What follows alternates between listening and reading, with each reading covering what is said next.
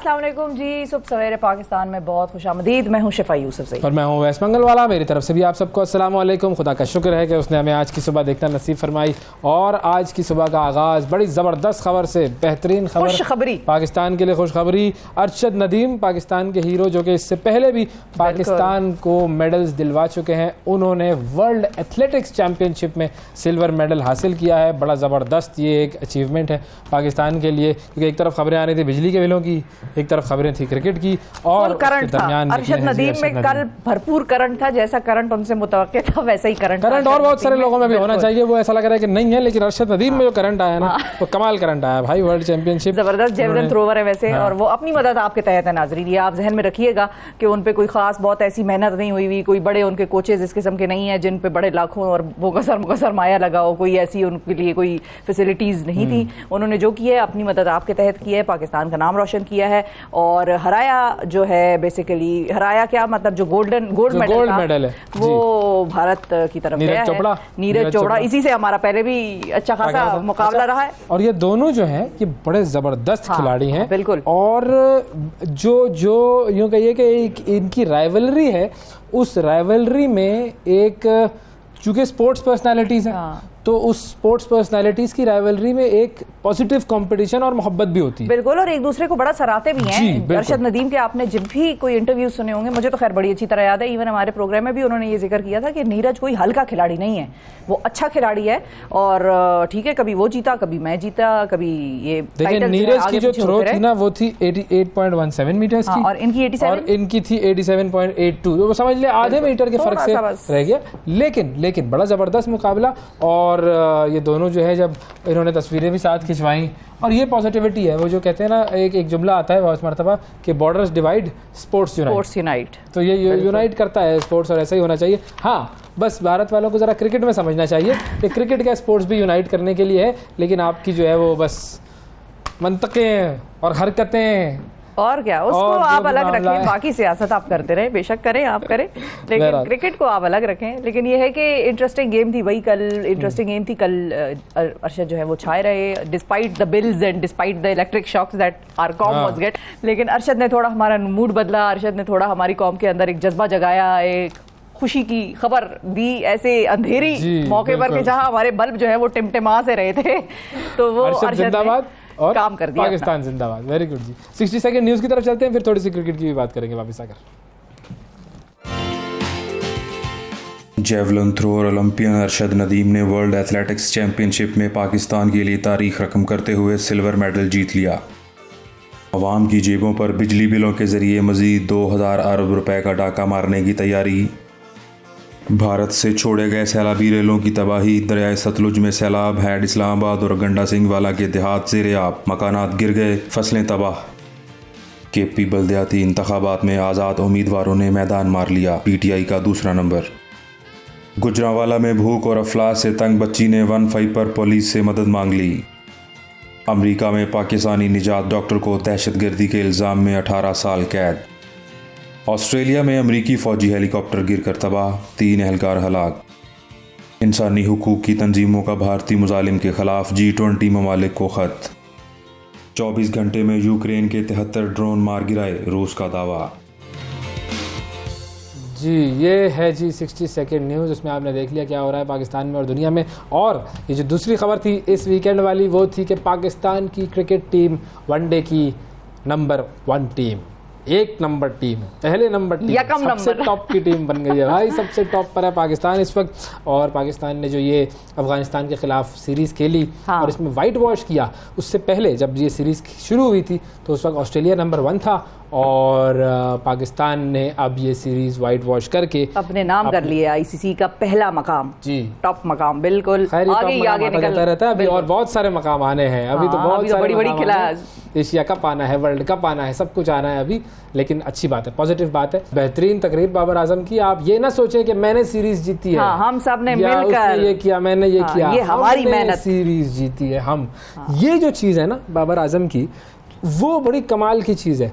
अच्छा देखिए, इससे पहले जितनी भी टीम्स थी पाकिस्तान की, हम सब जो क्रिकेट देखने वाले, पाकिस्तान की टीम से मोहब्बत करने वाले लोग हैं, हमें ट्रस्ट नहीं होता था टीम के ऊपर। इस वक्त आप किसी से भी बात कर लें, उसे हमारी टीम पर यकीन है, ट्रस्ट है। और ये यकीन आया कैसे था कि जब पाकिस्तान ने 10 विकेटों से आप हरा दें इंडिया को, बस फिर यकीन नहीं आएगा तो क्या आएगा कि हाँ वी कैन डू इट। लेकिन ये कभी कभी ऐसे छक्के लग जाते हैं। नहीं, लेकिन देखें बात ये कि पॉजिटिविटी, एनर्जी नजर आती है ना। हाँ, आप देखें, वो बस वो होता है कि जेल इन होना चाहिए। कभी कभी खिलाड़ी नए होते हैं, जब वो टीम में आते हैं तो या खुद अपने साथ ही सेटल नहीं हो रहे होते हैं, पुराने भी थे, फिर भी बड़े फड्डे थे उन सब में आपस में। ये देखिए, इनमें सब जेलस नहीं है एक दूसरे से, ये सब एक मुट्ठी बने हुए हैं। बिल्कुल दोस्ती है।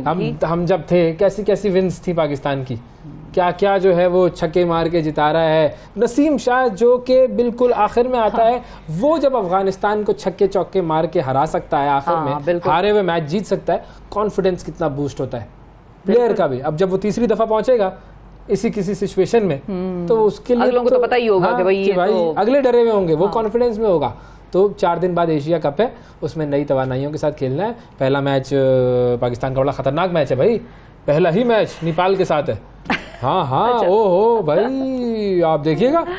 सही है, बिल्कुल ठीक है, हल्का नहीं लेना, लेकिन नेपाल को हाँ, लेकिन हल्का नहीं लेना। नाजरीन बिल्कुल अपने दुश्मन को अंडर एस्टिमेट ना करे, कभी भी वो ऐसे पलट के वार करता है कि फिर बंदा हक्का बक्का रह जाता है। जी, तो बहरहाल सारे जो लंका प्रीमियर लीग वाले जो थे खिलाड़ी, वो सब मुल्तान आ गए हैं। ट्रेनिंग सेशन होगा, ये सब जो है वो सिलसिला चल रहा है। और ऐसे में ट्रॉफी रिवील भी हो गई जी। ट्रॉफी रिवील हुई दुबई में, ट्रॉफी रिवील हुई, वहाँ पर जो है वो दिखाई गई है कि ये है जी एशिया कप की ट्रॉफी। वसीम अकरम साहब भी मौजूद थे तस्वीर में, और वो उमर खान साहब भी मौजूद हैं, जो कि एक पाकिस्तानी है जो कि दुनिया में क्रिकेट के लिए बहुत काम कर रहा है बेसिकली, अगर हम बताएं आपको। लंका प्रीमियर लीग में इनकी कैंडी, ये इधर जो है वो इसके स्पॉन्सर, ये मेरे ख्याल में वर्ल्ड कप में भी कुछ ना कुछ करेंगे। लेकिन बहरहाल तो ये इसकी ट्रॉफी रिवील हुई, वसीम अकरम साहब और उमर खान साहब और ये सब इन लोगों ने की है। और सुपर 11 एशिया कप है ये, अब ये शुरू होगा और फिर देखते हैं कि क्या होता है। बिल्कुल, ये देखें तस्वीर आपको नजर आ रही है, वसीम भाई इज देयर। 2 सितंबर को पाकिस्तान और इंडिया का मैच भी है, तो ज़बरदस्त जी। ये इसी तरीके से देखें, बात वही है कि क्रिकेट जो है ना वो यूनाइट करती है। हम जो सबसे पहले बात कर रहे थे, तो इसके अंदर स्पोर्ट्स के लोग, अवाम, मुख्तलिफ countries, sponsors, ground staff, technical staff, ये सब मिलते हैं तब एक टूर्नामेंट बनता है और हम उसे देखते हैं, एंजॉय करते हैं। तो बस तैयार हो जाएं शिफा। मैं तैयार हूँ, मैंने बैग तैयार रखा हुआ है बाहर भाई। अच्छा, बैग नहीं तैयार रखे, टीवी पे खबरों के लिए तैयार हो जाए। अगली खबर पे आए। अगली खबर बहुत खतरनाक है नाजरीन, और अगली खबर वैसे तो हमने टॉप पे रखी थी, लेकिन चूंकि ये अच्छी खबरें थी क्रिकेट के हवाले से, हमने कहा पहले जरा प्रोग्राम का आगाज अच्छी खबरों से करते हैं। अब जो तशवीशनाक खबर है वो ये है कि अपना बहुत ख्याल रखें। मैं बताती हूँ किस चीज़ से अपना ख्याल रखना है। पाकिस्तान में हेपेटाइटिस सी यानी काले अरकान के मरीजों की तादाद 98 लाख तक जा पहुंची है, जो दुनिया में सबसे ज़्यादा है। और PKLI के जो बोर्ड ऑफ गवर्नर्स हैं, उनके चेयरमैन डॉक्टर सईद अख्तर साहब ने ये कहा है कि ये मर्ज अमूमन एक ही जिसको कहते हैं उस्तरा होता है, जो बार बार इस्तेमाल करने वाले जो हैं वो हजामों की वजह से फैल रहा है। मैं बताऊं मैंने क्या किया हुआ है। मैंने अपना एक किट बनाई हुई है जिसमें कैंची, ब्रश, उस्तरा वगैरह, ये वो हर चीज़ जो है वो अलग से लेकर रखी हुई है। वो किट कितने की बनी? वो किट बनी कोई सारी चीज़ें लेकर कोई 1800 से 2000 रुपए तक की। अब ये 2000 रुपए की किट अगर आपने अपने पास रखी हुई है, जब भी आप जाएं अपने जो भी सैलून के पास या हजाम के पास, आप उसे अपनी किट दें, उसमें कपड़ा भी होता है अपना, हर चीज़ अपनी हो। उसकी वजह क्या है हम आपको बताते हैं। हेपेटाइटिस सी जो है बेसिकली, अगर ये उस तरह की इस तरह के डॉक्टर साहब ने कहा ना कि बार बार इस्तेमाल से बेसिकली उस तरह लग जाता है किसी ऐसे शख्स को जिसको हेपेटाइटिस सी है। उसका अगर खून निकल आया और वो खून उस तरह पर लग गया और वो पहले से इन्फेक्टेड है, हेपेटाइटिस सी का मरीज है वो, और वो उस तरह बगैर स्टरलाइज किए या इवन स्टरलाइज किए भी, हम तो कहते हैं कि भाई आप इस्तेमाल ना करें, खुदा ना खास्ता कोई जर्म रह सकता है उस पर, कोई ऐसा जरासीम रह सकता है जो कि आपको इन्फेक्ट करे। तो होता ये है कि वो उस तरह किसी ऐसे शख्स से लगा जिससे खून निकल आया, या हल्का सा कट लग गया, या किसी दाने को उसने स्क्रैच कर दिया, उससे खून निकल आया। तो ये सारी चीज़ें जो हैं, ऐसा शख्स जो कि खुद मरीज हो और फिर ये उस तरह अगर किसी और हेल्दी शख्स पर यानी कि सेहतमंद शख्स पर इस्तेमाल होगा और उसको अगर कट लग गया और उसका स्किन से जो है ये खून टच हो गया इस शख्स का, तो फिर आपको हेपेटाइटिस सी होना जो है इसके इम्कानात बहुत। अच्छा, फिर इस्तेमाल शुदा सिरिंज जो होती है वो दंदान साजों के जो आलात होते हैं वो, तो उनसे भी हो सकता है। बिल्कुल, जहाँ भी आपका कोई ऐसा कोई भी आला, कोई ऐसी चीज़ जो कि आपके खून के जिसको कहते हैं ना निज़ाम में एंटर हो सके, वो जर्म्स को एंटर कर सके, जो कि एक इन्फेक्टेड शख्स के जरासीम है या उसको कहीं खून चून लगा और आपके जिस्म में वो खून की एंट्री हो गई किसी तरह से, उस तरह हो गया, दंदान साज के एलिमेंट्स हो गए, जो भी हो गए, तो फिर आपके लिए ख़तरे से खाली नहीं है। अच्छा, अब इसके हवाले से हम आपको जिगर की तब्दीली के सिवा इसका कोई रास्ता बाकी नहीं बचता फिर। और इस मर्ज से सालाना 36,000 अमवात वाक़ होती हैं और इसके इलाज पर $1 लाख खर्च आता है। हर शख्स ये भी नहीं अफोर्ड कर सकता। भाई इससे बेहतर ये है कि 2,000 रुपये आप लगा दें और अपना ख्याल रखें, बचाएं। बिल्कुल अपना ख्याल रखें। और ये भी चीज़ जहन में रखिए कि बहुत सारे ऐसे मरीज़ हैं पाकिस्तान में जिनको ये पता नहीं है कि उनको हेपेटाइटिस सी है।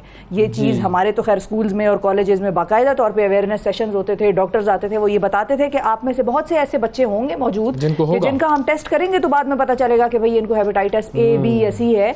ये साइलेंट किलर्स होते हैं या साइलेंटली ये फैल रही होती हैं आपकी बॉडी में और आपको पता नहीं चल रहा होता, क्योंकि बज़ाहिर एक हद के बाद ही ये अपना इफेक्ट दिखाते हैं, एक हद के बाद ही आपको तकलीफ देते हैं, उससे पहले तो ये फैल रही है ना बीमारी आपके अंदर।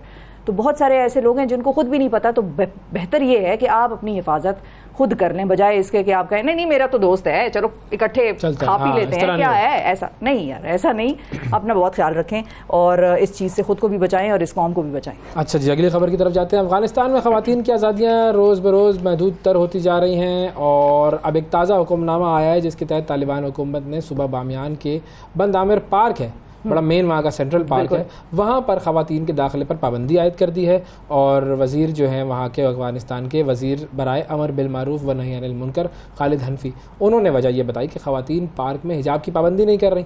तो उन्होंने उलमा और सिक्योरिटी एजेंसियों को कहा है कि वो ख़वातीन को पार्क में दाखिल होने से उस वक्त तक रोकें जब तक इस मसले का हल नहीं निकाला जाता। और ये बहुत बड़ा पार्क है ये, अब देखते हैं कि ये किस तरीके से ये इम्प्लीमेंट करवाते हैं। खैर इम्प्लीमेंट करवा लेंगे, मुझे लगता है खुल जाएगी ये चीज़। मतलब वो कह देंगे भाई, हाँ वो कह देंगे बाहर कि ये ड्रेस कोड है भाई, ये लगा दिया हमने और वो ख़वातीन करेंगी तो वो आ सकेंगी। मेरा ख्याल है ये खुल जाएगा। लेकिन हाँ, शुरू में जब ये खबर आई तो ज़रा लोगों को था कि भाई ये बच्चियों का, लड़कियों का पार्कों में जाना भी इन्होंने बंद कर दिया। फिर बाद में पता चला कि भाई there is an issue with the dress code और उसके बाद फिर अब जो ये सिलसिला है ये। अच्छा, ड्रेस कोड की पाबंदी वैसे हर जगह होती है, मुख्तलिफ ममालिक में बहुत सारी जगहों पर होती है, हर एक का अपना हक है भाई। अब क्या बोले भाई, जिसको ड्रेस कोड लगाना है लगाए भाई। बहुत सारी जगहों पर दुनिया में बड़े गैर अखलाकी ड्रेस कोड भी चल रहे हैं। वो नहीं, बहुत मरतबा ये भी कह, मतलब मिसाल के तौर पर कोई ऐसे ममालिक होते हैं जिसमें आप होटलों में ठहरें तो वो बाकायदा तौर पर ये कहते हैं कि आपने टाइट और शर्ट पहन के पूल के अंदर नहीं जाना। आप उनका ही मतलब आप ऐसा ही स्विमिंग कॉस्ट्यूम पहने जिसमें आप इंतहाई जिसको कहते हैं स्विमिंग कॉस्ट्यूम हो, वो बस सिंपल। अभी इसकी डेफिनेशन देने की क्या जरूरत है? अच्छा, आप पूरा डिटेल एक्सप्लेन कर रहे हैं। मैं कहने लगी थी इंतहाई रिवील हो रहे हैं, क्योंकि बहुत मरतबा हम ये करते हैं और बहुत मरतबा लड़कियां भी ऐसी होती हैं कि जो टाइट पहन के, खुली टी शर्ट पहन के पूल में उतर जाती है तो वो बाकायदा मना करने आते हैं। वो कहते हैं मैडम आप तशरीफ बाहर निकालें पूल से और आप। और ये तो दुबई में भी हुआ है। मैं गया दुबई में तो वहाँ पर जो है वो स्विमिंग पूल में मैंने देखा कि ये जो स्विमिंग पूल का इंचार्ज था उसने कहा प्रॉपर कॉस्ट्यूम नहीं है, तो 2-3 जो खवातीन जो थी उनको कहा कि नहीं जी आप जब तक कॉस्ट्यूम नहीं पहन सकते तो उनको मना कर दिया। तो ये होता है, बिल्कुल तो सही। इसमें अब क्या कर सकते हैं भाई, ये है ऐसा है भाई मामला। बिल्कुल सही है। अच्छा, भारत से आपको एक खबर देते हैं। भारत का जो शहर है अहमदाबाद, उसमें ट्रैफिक पुलिस को सहूलियात देने के लिए एक बड़ा अनोखा सिलसिला शुरू किया गया है और पुलिस एहलकारों को ऐसे हेलमेट दिए गए हैं जिनमें छोटा सा पंखा लगा हुआ है, तो हल्का सा पंखा वो चलता है। ट्रैफिक वाले को गुस्सा बहुत आता है ना, तो उसको पंखा लगा दो ताकि ठंडा रहे। भी चाहिए ट्रैफिक वाले की तो कोई सुनता ही नहीं है। हमारी तो हम तो बहुत ही इनडिसिप्लिन्ड कौम में है जो इस रीजन की पता नहीं कब डेवलपमेंट होगी मेंटल हमारी। ये पंखा एक बैटरी से बिजली लेता है जो एहलकारों की कमर से बंधी हुई होती है और ये बैटरी 8 घंटे तक पंखा रवा रखती है, यानी कि पंखा चलता रहता है। और यूँ एहलकार जो हैं वो अपनी शिफ्ट के औकात में सर को गर्मी से बचाए रखते हैं और इसकी वजह से पसीना भी ज़ाहिर है कम आता है, तंग नहीं करता है इनको। अच्छा, एसी हेलमेट का नाम इसको दिया गया है। अब एसी तो नहीं है भाई, पंखा फैन हेलमेट कहते हैं आप। ठीक है, मतलब चलो अच्छा अब ये हेलमेट हमारे यहाँ कराची में जो एसी बसेस चलती है ना, बहुत पहले से चल रही है एसी बसेस। उसमें क्या होता था, एसी बाहर से रखा हुआ होता है, एसी बाहर से नहीं रखा हुआ होता, उसके शीशे नहीं होते थे खिड़कियों के। तो जब आप बस चलती थी तो ऐसा लगता था कि आप एसी में बैठे हुए, हम कहते थे ये एसी बस है। तो ये ऐसा है सिलसिला इसका। सही। अच्छा, ये हेलमेट जो है वो पुलिस वालों को गिरदो गुबार से भी ज़ाहिर महफूज रखती है। गर्दो गुबार, गिरदो गुबार मैंने कह दिया था, हाँ गर्दो गुबार। और इसके अलावा उसका जो वजन है वो आम हेलमेट से 500 ग्राम कम है। ये तो अच्छा है। ये हल्का सा भी है, एसी हेलमेट भी इसको कहते हैं, पंखा भी लगा हुआ है, बैटरी से चलता है, 8 घंटे तक चलता है। यार ये इस्तेमाल करें पाकिस्तान में, अच्छा आइडिया है, पूरा अच्छा आइडिया है ना, ये पाकिस्तान में इस्तेमाल होना चाहिए भाई। ये देखें, ये हेलमेट उन्होंने पहना हुआ है, ये देखें, ये हेलमेट है, इसके पीछे पाकिस्तान बैटरी में बैटरी। क्योंकि ज़ाहिर है अब आप देखें इस वक्त मौसम कितना गर्म है, और अब तो खैर थोड़ा सा बेहतरी की तरफ जा थोड़ा रहा है, सा, लेकिन हाँ। कुछ काम किया जा सकता है भाई। Traffic police, Islamabad traffic police, कर लो ये काम। अच्छा जी, अगली खबर की तरफ आते हैं भाई। एक बड़ा ज़बरदस्त काम हो गया, क्या? एक खातून ने दावा कर दिया है, और आप भी दावा वावा मत कर दीजिएगा, किस हवाले ठीक है से? जी। बेल्जियम में काम करने वाली जो है वो एक होटल रिसेप्शनिस्ट है, इसराइल से उसका ताल्लुक है। उसने मराकश की शहजादी होने का दावा कर दिया है। तो मुझे दावा करने की क्या जरूरत है? आप क्या है मराकश की शहजादी? नहीं, मैं मराकश ही नहीं हूँ, लेकिन मैं शहजादी हूँ। अपनी ज़ात में अपनी दोनों में एक शहजादी हूँ मैं, ठीक है। और क्या, हमारे यहाँ लड़के जो जरूर है ना, कोई आपको ताज पहनाएगा और आपको तख्त पे बिठाएगा, तभी आपको एहसास होगा कि आप अरे शख्स अपने अंदर शहजादा हमारे यहाँ बादशाह है पे इधर भाई। बहुत सारे जो है ना वो शहजादे ऐसे भी हैं जिनको हम कहते हैं शहजादे कल आया नहीं तो सफाई करने के लिए। ऐसा ही है। तो ठीक है, मेरे अंदर हर किस्म की शहजादी मौजूद है, हल्की सी असली, हल्की सी नकली। ये जो खातून है इनका नाम है जेन। ओके। बेल्जियम की अदालत में इन्होंने कानूनी कार्रवाई शुरू कर दी है। अच्छा ये देखें, मामला अजीब सा है, मुझे कुछ लगा कि देखें ये हैं इसराइली होटल में काम करती ठीक हैं और मराकश की शहजादी बनने का दावा कहती है, हैं, और हाँ। बेल्जियम में इन्होंने कार्रवाई शुरू कर दी है। भाई मराकश में जाओ, वहाँ कार्रवाई करो। उसने मराकश के शाही खानदान से उनके डीएनए फराहम करने का मुतालबा किया है। और अब बादशाह जो भी हो तुम भी हो, मुझे अपने डीएनए भेजो ताकि मैं साबित कर सकूं कि ये दुरुस्त है। हसन दोम जो है उनकी बेटी कह रही है कि भाई मैं मराकश के बादशाह हसन दोम की बेटी हूँ, ओके। और उनके दावे के मुताबिक उसकी माँ जब कैसाब्लांका में काम करती थी तो उसके ताल्लुकात बादशाह हसन दोम से कायम हुए थे, जिसके नतीजे में जेन की पैदाइश हुई थी, और पैदाइश के बाद उसे खामोशी से इसराइल मुंतकिल कर दिया, जहाँ पर मुँह बोले वालिदैन ने उसकी परवरिश की। और जेन के भी 3 डीएनए टेस्ट हुए हैं जिसमें साबित हुआ है कि वो मशरिक़ वस्ता और शुमाली अफ्रीका से ताल्लुक़ रखती है। और मराकश के जो मौजूदा बादशाह हैं मोहम्मद चाहरम, उन्होंने डीएनए टेस्ट फराम करने से इनकार कर दिया। उन्होंने कहा साइड पकड़ो यार, अभी हम इन चक्रों में पड़े रहेंगे क्या, हमारे और काम नहीं है, अब डीएनए देते फिरे। तो बेसिकली वो वाली खातून नहीं है ये कि जो एंटाइटल्ड हों, लेकिन जाहिर है क्योंकि जाहिर है इनकी वालिदा की वो शादी या वो वाला सिलसिला, क्वीन वाला सिलसिला तो नहीं था लगता है, ऐसा जो आपने कहानी हमें सुनाई उसके मुताबिक। नहीं, ये एक्स्ट्रा मैरिटल अफेयर है। हाँ, तो वही कह रही हूँ ना कि कोई जी। क्वीन वगैरह का सिलसिला नहीं, नहीं नहीं, क्वीन का है। नहीं है। बेसिकली क्लेमिंग कि भाई मुझे उससे accept कहा करें। गया था क्वीन बना दूंगा, मगर बाद में जो है वो मुनकर हो गया। ये बादशाहों का ऐसा होता है, हाँ बिल्कुल ऐसा होता मुकर जाते हैं बादशाह, है, ऐसा होता है बिल्कुल। लेकिन मैं आपको बताऊं रोमी सल्तनत के हवाले से, वहाँ के भी बादशाह मुकर गए क्या? वहाँ के बादशाह तो नहीं मुकरे, लेकिन ये कि अभी आजकल जो सूरत हाल है उनको बड़ी तशवीश है। और तशवीश किस चीज़ की है? कोलोसियम, जो उनके बेसिकली बड़े स्टेडियम्स हैं जिनमें के गुलामों के दरमियान ग्लेडिएटर फाइट, बिल्कुल वो सारा सिलसिला होता था, खूनरेज लड़ाइयाँ कराई जाती थी अपने एंटरटेनमेंट के लिए, और उसमें सबसे बड़ा स्टेडियम जो है वो कोलोसियम कहलाता है। अभी दुनिया में जो सबसे पावरफुल है वो एंटरटेनमेंट के लिए लड़ाइयाँ ही करवाते हैं मुल्कों की, और क्या है? हाँ, ये ऐसा ही है। बिल्कुल। अब इस कोलोसियम अच्छा, के जो खंडरात हैं, सियासतदानों की भी आपस में लड़ाइयाँ करवाई जाती हैं ताकि पब्लिक की एंटरटेनमेंट, पब्लिक जो है वो इसमें लगी रहे।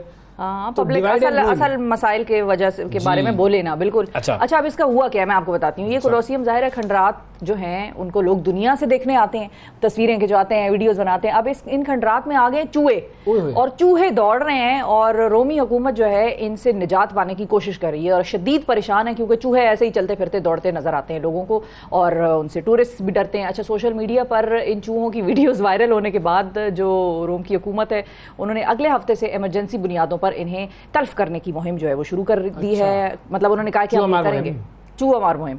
और रोमी सियासत में भी चूहों का मसला नुमाया हो गया था। बेसिकली जहां अपोजिशन हुकूमत को जो है मोरद इल्ज़ाम ठहरा रही है, और शहर की इंतज़ामिया ने एहलकारों को बड़े बड़े बेलचे थमा दिए हैं कि भाई सफाई के लिए भेज दिया है, और कहा है कि भाई सफाई करो, इन चूहों को मारो, और चूहे मार अद्वियात और शिकंजों का इंतज़ाम किया जा रहा है ताकि इनसे निजात मिल सके। हर साल लाखों सयाह इन खंडरात को देखने के लिए आते हैं, और इस दफ़ा तो चूहों की बहुतात से आमदनी का ये ज़रिया जो है वो बड़ा मुतासिर होने का खदशा है उनको। और लोगों की टूरिस्ट की वीडियोस में जैसे मैंने आपको बताया पीछे चूहा दौड़ता हुआ नजर आ रहा है, तो लोग भी डर जाते हैं, देखने वाले भी घबरा जाते हैं, हैरान हो जाते हैं भाई ये किस किस्म की मेंटेनेंस है इनकी। तो ये सारा सिलसिला है कि भाई चूहा मार मुहिम वहाँ पर शुरू होने लगी, शुरू हो गई, ज़बरदस्त शुरू है जी चूहे मार मुहिम। और हमारी ख़त्म है ये सेगमेंट। ब्रेक ले लेते हैं, ब्रेक के बाद वापस आते हैं। सुबह सवेरे पाकिस्तान, सुबह सवेरे पाकिस्तान, सुबह सवेरे पाकिस्तान।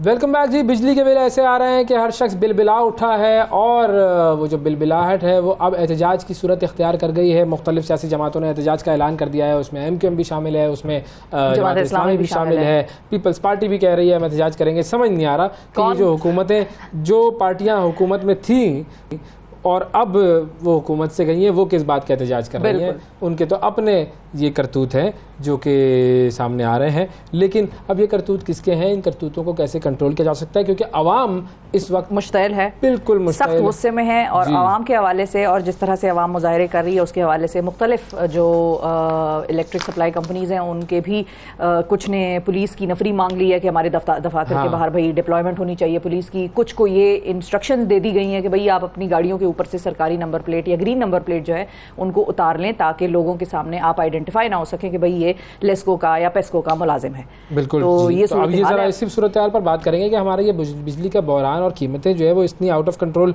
क्यों हो गई हैं। हमारे साथ मौजूद है फॉर्मर मेंबर नेपरा और फॉर्मर सेक्रेटरी डेवलपमेंट जनाब फजलुल्लाह कुरैशी साहब। अस्सलाम वालेकुम सर। वालेकुम सलाम sir, thank you for joining sir. Sir थोड़ा सा अगर हमारे लिए आप आसान अल्फाज में समझा सकें कि ये मसला क्या हुआ है, क्यों आउट ऑफ कंट्रोल हो गया है बहरान भी और कीमतें भी।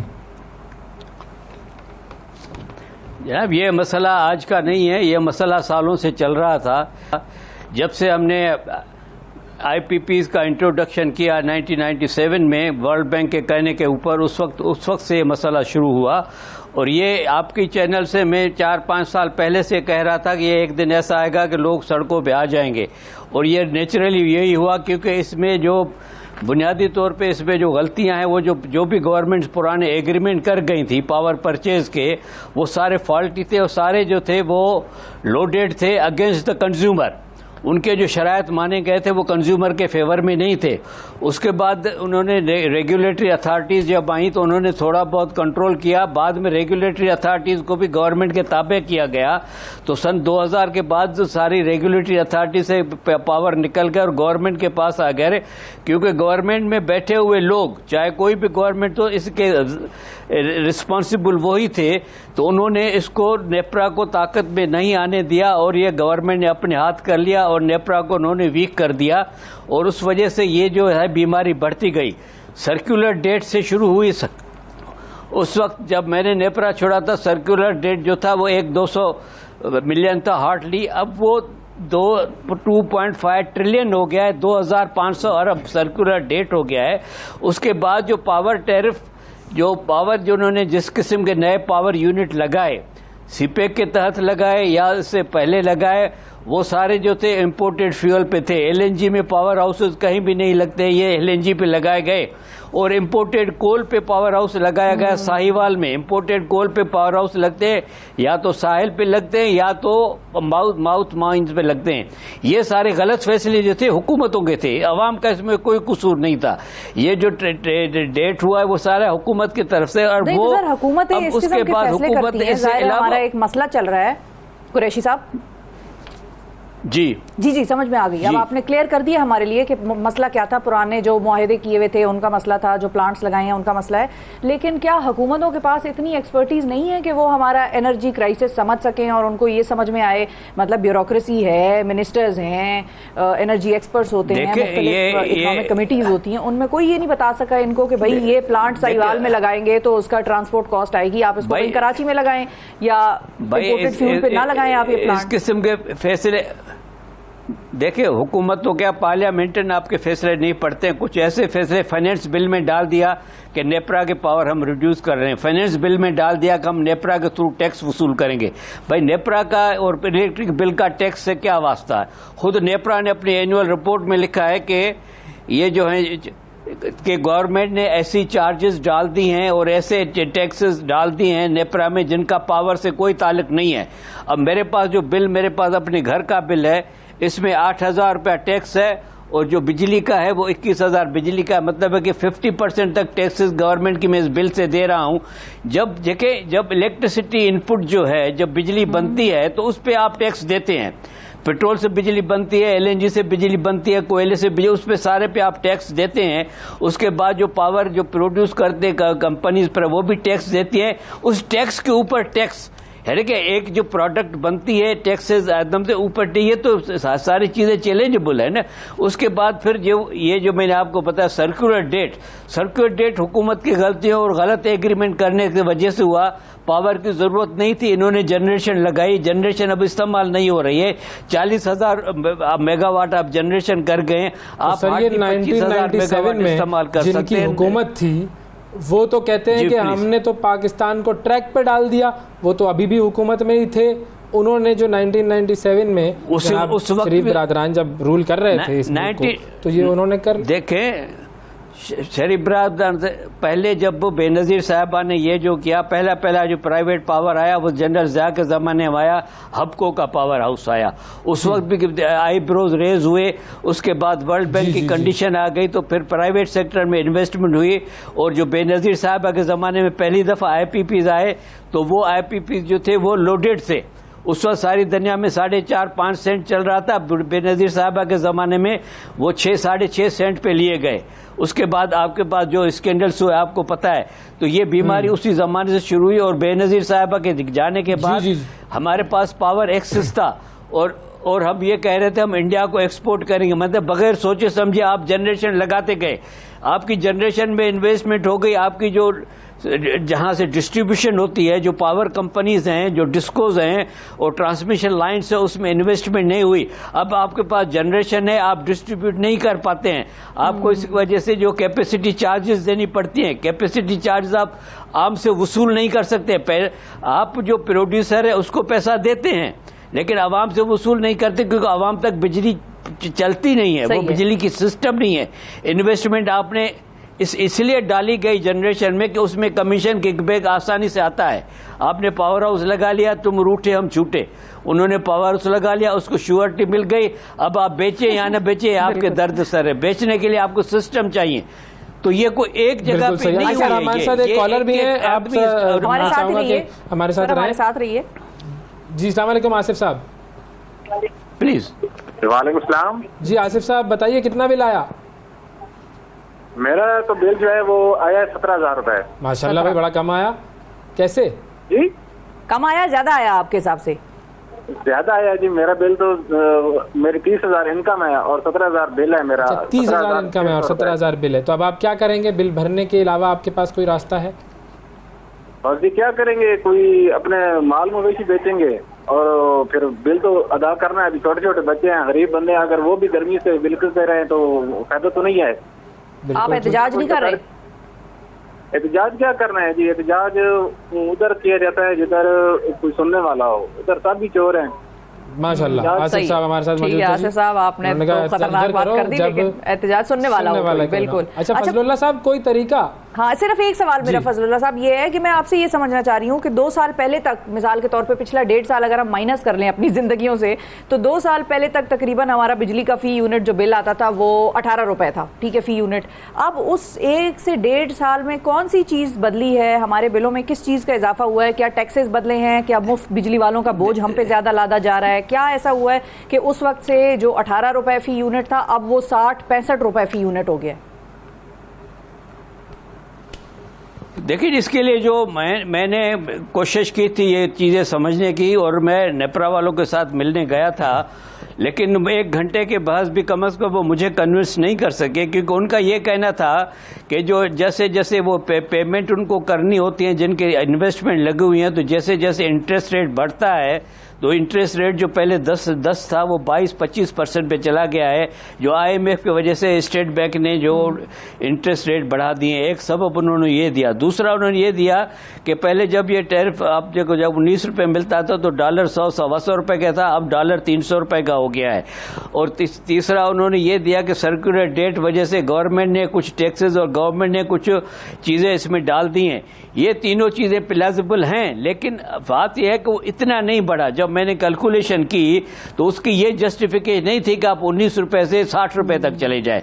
ठीक है, 19 से 30 रुपये तक की जस्टिफिकेशन, 60 रुपये की जस्टिफिकेशन मुझे अभी समझ में नहीं आती है। इसमें सबसे बड़ा है जो गवर्नमेंट का अपना रोल है, और दूसरा जो है वो जो इसमें जो पावर सेक्टर के जो स्ट्रक्चर प्रॉब्लम्स हैं, मतलब यह कि जो कैपेसिटी चार्ज देते पावर नहीं लेते हैं, वो दिन ब दिन सूरत हाल ख़राब हो जाती है, क्योंकि लोगों ने अब पावर खरीदना छोड़ दिया है। अब कोई 500,000 मेगावाट जो है वो सिर्फ सोलर पे लोग घरों में पैदा कर रहे हैं और इनको बेच रहे हैं, तो दिन ब दिन कंजम्पशन कम हो रहा है, लेकिन इनकी कैपेसिटी हुई है तो उससे वो बढ़ रहा है। और गवर्नमेंट इसमें कोई सीरियस, अब गवर्नमेंट ने ये कह दिया कल तो कि अब जी इसका हल हम क्या है? अपना कोई पावर ऐसी चीज जो कंज्यूम नहीं हुकूमत कर करेंगे सकती है जिससे कुछ फायदा हो, सुकून मिले आवाम को? सर हल ये है कि देखिए हल ये है कि जो इसकी ऑडिट कराई जाए, फॉरेंसिक ऑडिट कराई जाए, टेक्निकल ऑडिट कराई जाए कि जो हम पैसे, जो पावर प्रोड्यूसर को पैसे देते हैं वो जायज़ है या ना जायज़ है। क्योंकि एक सीपीपी है, सेंट्रल पावर परचेज कंपनी, वो पावर खरीदती है और वो फिर नेपरा के पास आती है जी मैंने महंगा पावर खरीदा है। अब उसके पास क्या स्कूटनी कहते हैं, अगर मैं पावर प्रोड्यूसर हूँ और मैं कहता हूँ कि मैंने 1 किलोवाट आवर पैदा करने पे 2 लीटर पेट्रोल इस्तेमाल किया या डीजल इस्तेमाल किया है, तो इज इट फैक्ट? मैं सही कह रहा हूं, क्योंकि हर जगह पे ये करप्शन चोरी हो रही है। मैं गारंटी से कह रहा हूँ, रिस्पॉन्सिबिलिटी से कह रहा हूँ कि हर जगह जो नाजायज चीजें हो रही हैं, क्योंकि ये जो पावर प्रोड्यूसर हैं वो अरबपति लोग हैं, इनके लिए उनको कोई फर्क नहीं पड़ता उनके साथ पे। ये चीजें बड़े इन्फ्लुएंशियल लोग हैं, वो असेंबलीज में बैठे हुए हैं, वो एमपीज उनके साथ हैं, इसलिए आपने देखा होगा कि पार्लियामेंट में जो चीज जाती है आवाम के अगेंस्ट वो पास हो जाती है। तो इसके लिए कोई ऐसे इन्फ्लुएंसेस है, ये जो एलीट कैप्चर है इसका हिस्सा है। हाँ। ये कोई ऐसे आसान बात नहीं है, इसके लिए आपको सख्त फैसले करने पड़ेंगे। ये कि मैं एक दफ्तर का एसी नहीं चलाऊंगा, इट इज नथिंग। आपने जहां आपने यूटिलिटीज लोगों को फ्री की हुई है, मेरे ख्याल में अब सारे पंजाब और सिंध गवर्नमेंट के सारे मुलाजमीन भी यूटिलिटी के चार्जेस ले रहे हैं। भाई जब आप तनख्वाह लेते हैं, हमने भी 25 साल नौकरी, हमें तो कोई यूटिलिटी के पैसे नहीं मिले हैं, तो वो सारे मुफ्ते बैठे हुए हैं। और ये कोई एक आध 10 अरब की बात नहीं है, कोई 100-200 अरब की बिजली फ्री में जाती है या उनके अलाउंसेस दिए जाते हैं मुख्तलिफ मुलाजमीन को। ये सारी चीज़ें आपको बंद करनी पड़ेंगी। फिर आपको जो सेंट्रल पावर पर से एजेंसी जो पावर खरीदती है और हमारे मथे मार देती है कि जी ले लो, और नेपरा बगैर ज़्यादा स्क्रूटनी किया उनको अलाउ कर देता है, उनको चेक करना पड़ेगा कि जो सीपीपी पावर खरीद कर रही है वो सही है। उसके बाद जो डिस्को जो लॉसेस कर रहे हैं, यानी कि आप 100 रुपए की बिजली खरीदते हैं और सिर्फ आप 50 रुपए देते हैं, कुछ रिकवरी नहीं करते, कुछ लॉसेस हो जाते हैं। सक्खर में, पेशावर में, कोयटा में, मुल्तान में, हैदराबाद में सारी कंपनीज की सूरत हाल इतनी खराब है, उनको कंट्रोल करने के लिए अभी तक मुझे कोई हल नजर नहीं आता और उनको कोई नहीं हो रहा। तो ये एक मुख्तलिफ तरीके का एक तहरीक चलाई जाएगी, एक सॉल्यूशन नहीं है जो मैं आपको बताऊं। ये हर इदारे को जो इसमें इन्वॉल्व है, ये बहुत बड़ी गेम है, सही नहीं हो सकता। बहुत शुक्रिया अदा करेंगे जी 2.5 ट्रिलियन का कर्जा चढ़ गया। और एनर्जी एक्सपर्ट। अच्छा जी, एक कॉलर है हमारे साथ, सगीर साहब, अस्सलाम वालेकुम। हेलो जी सगीर साहब फरमाइए, क्या सूरत हाल है? ये तो मेरा ख्याल है केसर चला दिया आपने, कोई हमारी तो कोई बात ही नहीं सुन रहा। सर हम सुन रहे हैं सर, मैं हूँ सुनने के लिए। बताएं बिल कितना आया आपका, ये बताएं।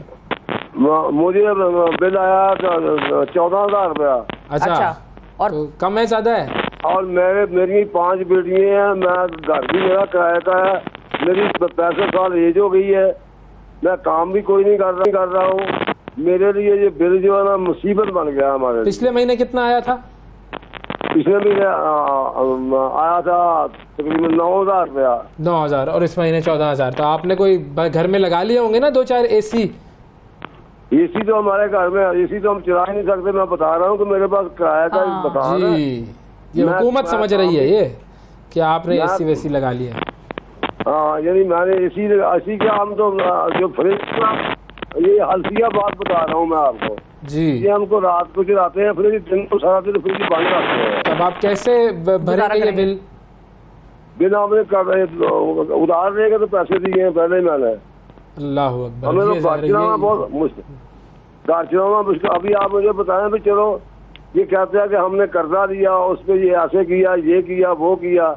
मान लिया कि एक आपने प्लान शुरू किया, उस पर आपने किसी से मदद मांगी, आपसे मैं फर्ज कर रहा हूँ, मैं आपको काम करता हूँ, आपसे पैसे ले देता हूँ मैं जी। अगर मैं वो पैसे प्लांट पे लगाऊंगा, वर्क करूंगा, उसमें से कुछ आएगा तो करूंगा ना। अगर मैंने वो आपसे भी पैसे लेके खा दिए, इधर उधर लगा दिए। मैंने यहाँ देखा कि लोग एक गाड़ी देते हैं, यानी बस देते हैं, वो 1 साल के बाद 2 साल के बाद साथ दूसरी बस खड़ी की होती है। वाह वाह वाह ठीक है। वाह भाई, क्या बात की आपने। एक छोटा सा काम करने वाला भी साल 1.5 साल के बाद जो है वो खुशहाल हो जाता है। यहाँ मुल्क जो है हमारा कर्जे ले लेके हम चला रहे हैं, कुछ नहीं हो रहा। बहुत शुक्रिया अदा करेंगे जी। जिब्रान नासिर साहब हमारे साथ मौजूद हैं, जो कि समाजी कारकुन हैं। उन्होंने भी बिजली के हवाले से जो है वो अपने की थी और बड़ी डिटेल में उन्होंने बात की थी। उनसे बात करते हैं। अस्सलाम वालेकुम।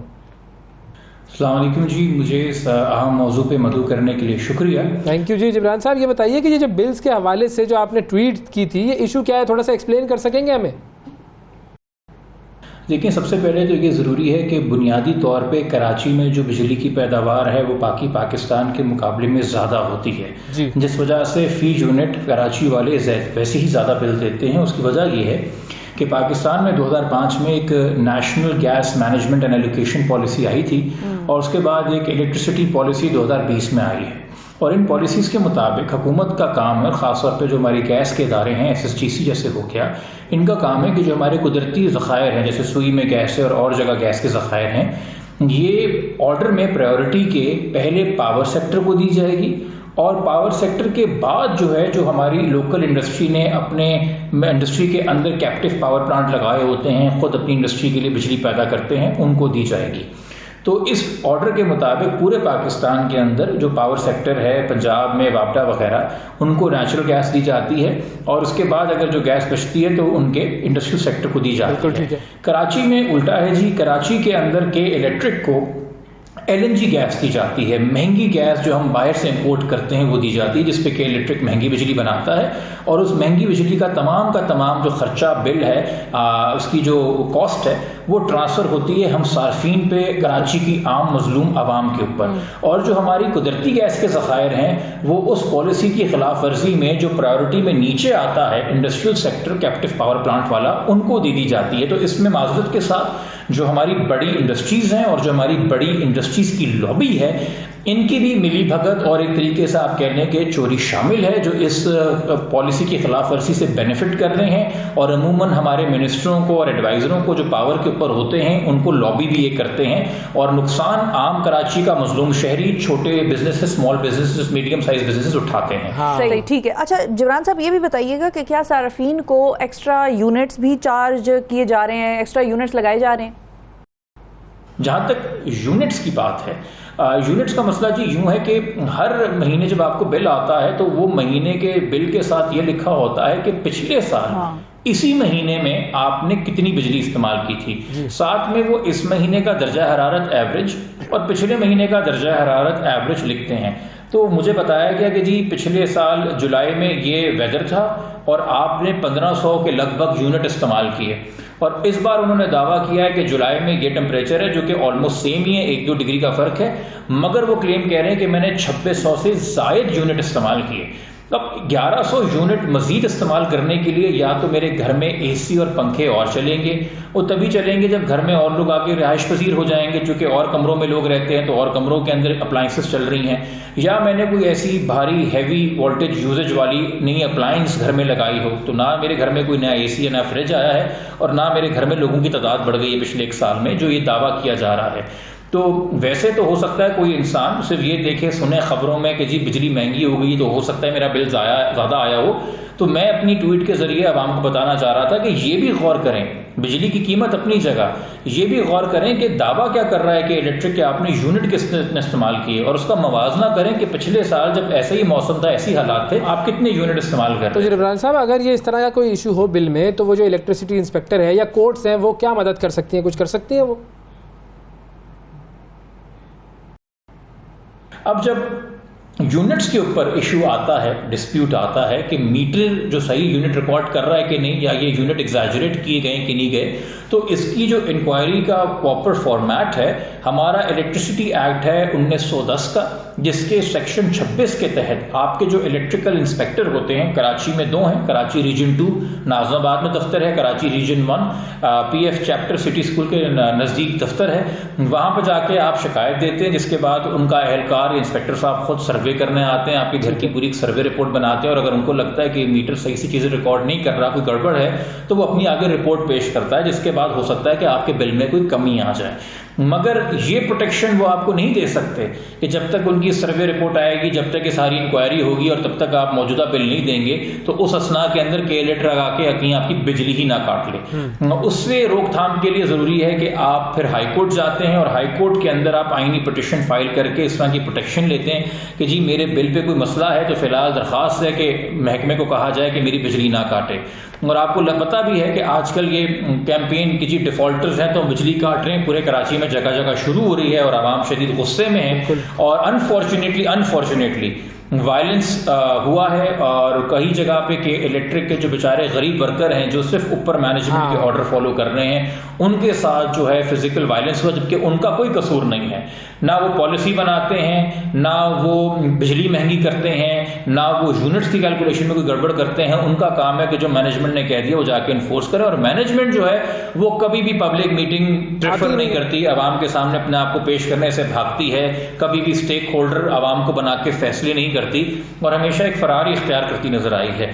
तो ये तो तरीका ऑफ कोर्स कहीं नहीं है कि वायलेंस के ऊपर हम उतर आएं और या हम बिलों को आग लगा दें और सिविल नाफरमानी की कोई मूवमेंट शुरू कर दें। उससे बेहतर ये होगा कि ऑलरेडी इन प्रोटेस्ट को देखते हुए बजाय इसके कि इस नहज तक बात आए, हुकूमत इसमें इंटरवीन करे, हुकूमत को इसके अंदर पॉलिसी निकाले और हुकूमत कम से कम इतना रिलीफ आवाम को तो दे कि जी जब तक आपके 3 महीने के बिल ओवर ड्यू ना हो तब तक कोई आपकी बिजली काटने ना आए। ये जो 1 महीने के ओवर ड्यू बिल पे आपकी बिजली आके कट जाती है, बहुत बड़ा प्रेशर है, जिंदगी का पहिया रुक जाता है।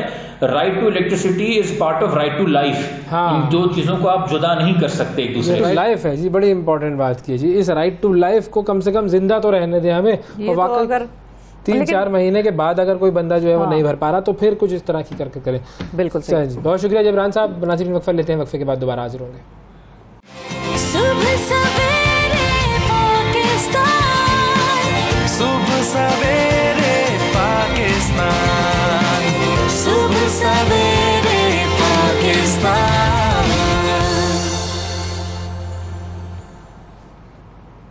वेलकम बैक जी। समंदर पार पाकिस्तानी या जिनको हम ओवरसीज़ पाकिस्तानीज़ कहते हैं वो मुसलसल अपने वतन से मोहब्बत का मुजाहरा करते रहते हैं और अमेरिका में रहने वाले पाकिस्तानियों ने पहले शिकागो और अब ब्रुकलिन में मोहम्मद अली जिन्ना के नाम से 2 सड़कें जो हैं वो मंसूब कराईं। इसी तरह वर्जीनिया के एक कस्बे का नाम लाहौर, सेंट एंटोनियो में जो है वो पेशावर स्ट्रीट, एरिज़ोना में कश्मीर रोड मौजूद है। और अब इनकी कोशिशों से बेसिकली हुआ ये है कि क्वींस न्यूयॉर्क में एक सड़क को अलामा इकबाल एवेन्यू का नाम दे दिया गया है। अब इस मौका पर एक तकरीब हुई जिस दौरान पाकिस्तान जिंदाबाद के नारे बुलंद हुए, लोगों ने बड़ा खुशी का इजहार किया। ये अमेरिकन पाकिस्तानी एडवोकेसी ग्रुप है और इनके बानी हैं, सदर हैं अली राशिद साहब। इनको हमने आज प्रोग्राम में मदऊ किया और इनसे हम जानेंगे कि ये कोशिशें किस हद तक रंग ले आई और क्या क्या एम्बिशियस प्लान्स हैं इनके कि पाकिस्तान को अमेरिका में लोगों से मुतारिफ कराया जाए और पाकिस्तान के फाउंडिंग फादर्स के बारे में उनको इस तरह सड़कों के नाम रखकर और इस तरह से पब्लिक प्लेसेस मकामात पर जो है उनकी नुमाइंदगी देकर उनको दुनिया के आगे मजीद उनका नाम फैलाया जाए। अस्सलाम वालेकुम अली साहब। वालेकुम सलाम, क्या चल रहा है? बिल्कुल ठीक ठाक है सर। ये बताएं कि ये जो सारी जगह मैंने बताई हैं ये कितने अरसे में ये काम हुआ और किस तरह से इसका ख्याल आया आपका एडवोकेसी ग्रुप बेसिकली, इसके अलावा कौन कौन सी चीज़ें ऐसी हैं जिन पर के काम करता है पाकिस्तान के हवाले से? जी बहुत बहुत शुक्रिया, आपने मेरे को दावत दी। जो अमेरिकन पाकिस्तान एडवोकेसी ग्रुप है हमने इसको 2019 में फाउंड किया था और इसके 4 मेन गोल हैं। वन मेन गोल है कि हम जो अपने वुमेन और यूथ को एम्पावर करें। सेकंड गोल है कि जो अपनी कल्चर और हेरिटेज है इसको ज़रा हम दो लोकल अमेरिकन इन पे फोकस करें। और तीसरी जो चीज़ है सिविल एंगेजमेंट, लोकल पॉलिटिक्स में ज़्यादा इन्वॉल्व हों। और जो चौथा इसका पिलर है वो बेसिकली कि जो अपने यहाँ पे एंटरप्रेन्योरशिप प्रोफेशनल है उसको हम ज़्यादा प्रमोट करें। तो ये जो अल्लामा इकबाल एवेन्यू का ये हमारा 2 साल से पहले हमारे पास एक सोच आई कि हम क्या कर सके अपनी कम्युनिटी के लिए, पाकिस्तानी के लिए और पाकिस्तानी अमेरिकन कम्युनिटी जो न्यूयॉर्क में अमेरिका में रहती है। तो कोविड में हमने एक बहुत काम स्टार्ट किया था, बहुत ज़्यादा food distribution to first responder. तो वो भी हमें ख्याल आया कि what can we do to make it even more impact. तो उससे फिर हमने इसको एक प्रोसेस स्टार्ट किया कि हम इसको एक जगह को जो ज़िंदगी भर रहे कि हमारा पास मोहम्मद अली जिन्ना है कि हम क्वींस में एक अल्लामा इकबाल एवेन्यू स्टार्ट करें। तो उसको फिर एक बहुत बड़ा प्रोसेस था जिसमें कोविड में मेरा जो काम था वो बहुत सराहा गया था। मैं जो यहाँ पे सेक्रेटरी ऑफ स्टेट थे वहाँ पे माइक पोम्पियो, उन्होंने रिकग्नाइज किया था। और हम जो फॉरेन मिनिस्टर, पाकिस्तान की foreign minister honours list is one of the only organisation जो पूरे न्यू अमेरिका से गए थे, क्योंकि हमने ऑलमोस्ट 60 to 70,000 मील और ऑलमोस्ट 10 से 15,000 फ्रेश हार्ट मील यहाँ पे लोगों में तकसीम किए थे ड्यूरिंग कोविड। तो वहाँ से हमने स्टार्ट किया, क्योंकि वो हमारा एक जगह थी जहाँ हम डिस्ट्रीब्यूशन करते थे। तो हमने वहाँ पे क्या किया कि हमने जो अपने सिटी काउंसिल मेंबर को हमने वहाँ पे अप्रोच किया, एक बहुत बड़ी प्रेजेंटेशन स्टार्ट की। तो उसको हमने ज़रा पिच किया जो न्यूयॉर्क सिटी काउंसिल के है, क्योंकि ये प्रोसेस इतना सिंपल प्रोसेस, पहले आपको एक प्रोसेस करना पड़ता है, जो कम्युनिटी बोर्ड होता है इलाके का, उस वहाँ पे जाके अप्रोच करना पड़ता है। उनकी अप्रूवल के बाद आप जो न्यूयॉर्क सिटी काउंसिल को है वो आपको रेजोल्यूशन सबमिट करती है न्यूयॉर्क सिटी काउंसिल में। फिर ये काउंसिल जो है ये स्पीकर के थ्रू जाता है, और जब स्पीकर में इसको प्रेजेंट करती है न्यूयॉर्क सिटी काउंसिल में, वोट होता है, वोट होकर वो अप्रूव होता है, और उसके बाद फिर इसको मेयर जो है न्यूयॉर्क सिटी का मेयर वो साइन करता है, और उसके बाद ये एक प्रोसेस जो इलामा इकबाल एवेन्यू वो अल्हम्दुलिल्लाह इज़ अ हिस्टोरिक थिंग। और तो अली साहब, इस स्पेसिफिक जगह को आपने चूज़ किया कि जी अल्लामा इकबाल एवेन्यू बनाया जाए, एक तो स्पेसिफिकली इस जगह को चूज़ करने की क्या वजह थी? क्या सिर्फ यही वजह थी कि आप लोगों ने यहाँ पर अपना जो मुख्तलिफ कोविड में काम किए थे वो वजह बनी, या इसके अलावा कोई स्पेसिफिक वजह थी इस जगह को चुनने की? जी, इसी जगह में, क्योंकि ये जो क्वींस में सबसे डाइवर्स एरिया है, इसमें पाकिस्तानी भी हैं, इसमें अपने पंजाबी भी हैं, बांग्लादेशी में, इसमें बहुत diverse, one of the diverse community है। तो इसमें हमने इसको चूज़ किया क्योंकि पाकिस्तान की ये एक से अच्छी रिप्रेजेंटेशन है उस इलाके में, तो इसलिए हमने इसको चूज़ किया। और इसमें दूसरा जो काम का भी कंटिन्यू हम जो अपना जो सोशल वर्क का काम है वही कंटिन्यू उसको जारी रख रहे हैं। हम एवरी महीने कोई ना कोई ड्राइव लोगों के लिए, कम्युनिटी के लिए, food drive, back to school drive, जैसे बच्चों का स्कूल आ रहा है, हम फ्री मुसलसल एक्टिविटी, जिसका मतलब है यहाँ पर होती रहती है। जी ग्रेट। तो अब इस नाम को रखने का इम्पैक्ट क्या होगा? अल्लामा इकबाल फीडबैक क्या आ रहा है आप लोगों को? देखेंगे या देख रहे हैं तो क्या इम्पैक्ट उसका सामने आ रहा है आपके? जी, सबसे बड़ा जो इम्पैक्ट है कि जो यहाँ पे लोकल हमारे जो यूथ हैं, जैसे जो यहाँ पाकिस्तानी जो अमेरिकन यहाँ पे बोर्न हुए हैं, उनको एक रिप्रेजेंटेशन मिलती है, उनको एक आइडेंटिटी मिलती है कि जो हमारे फाउंडिंग फादर्स हैं मोहम्मद अली जिन्ना, अल्लामा इकबाल एवेन्यू, उनका रिप्रेजेंटेशन है। और उसका जो सेकंड इम्पैक्ट जाता है कि जो लोग यहाँ पे ट्राई कर रहे हैं, क्योंकि पहली जनरेशन आती है, दे वर्क हार्ड और वो स्ट्रगल करती है, they not to get involve in more of a bigger process, कि जो हम अपने लोकल पॉलिटिक्स में इन्वॉल्व हों, अच्छी पोजीशन हासिल करें, तो उसको एक किस्म का एक इनकरेजमेंट मिलता है। तो आप देखेंगे बहुत पॉजिटिव रिस्पांस है। हमारे जब किया था तो वहाँ पे we have a lot of youth representation. और इसका जो थर्ड इम्पैक्ट जाता है, जो लोकल नॉन पाकिस्तानी जिनको नहीं पता अल्लामा इकबाल एवेन्यू का, उनको पता चलता है हु इज़ अल्लामा इकबाल, कि पाकिस्तानी एग्जिस्ट है, पाकिस्तानी आइडेंटिटी है, they give back to the community.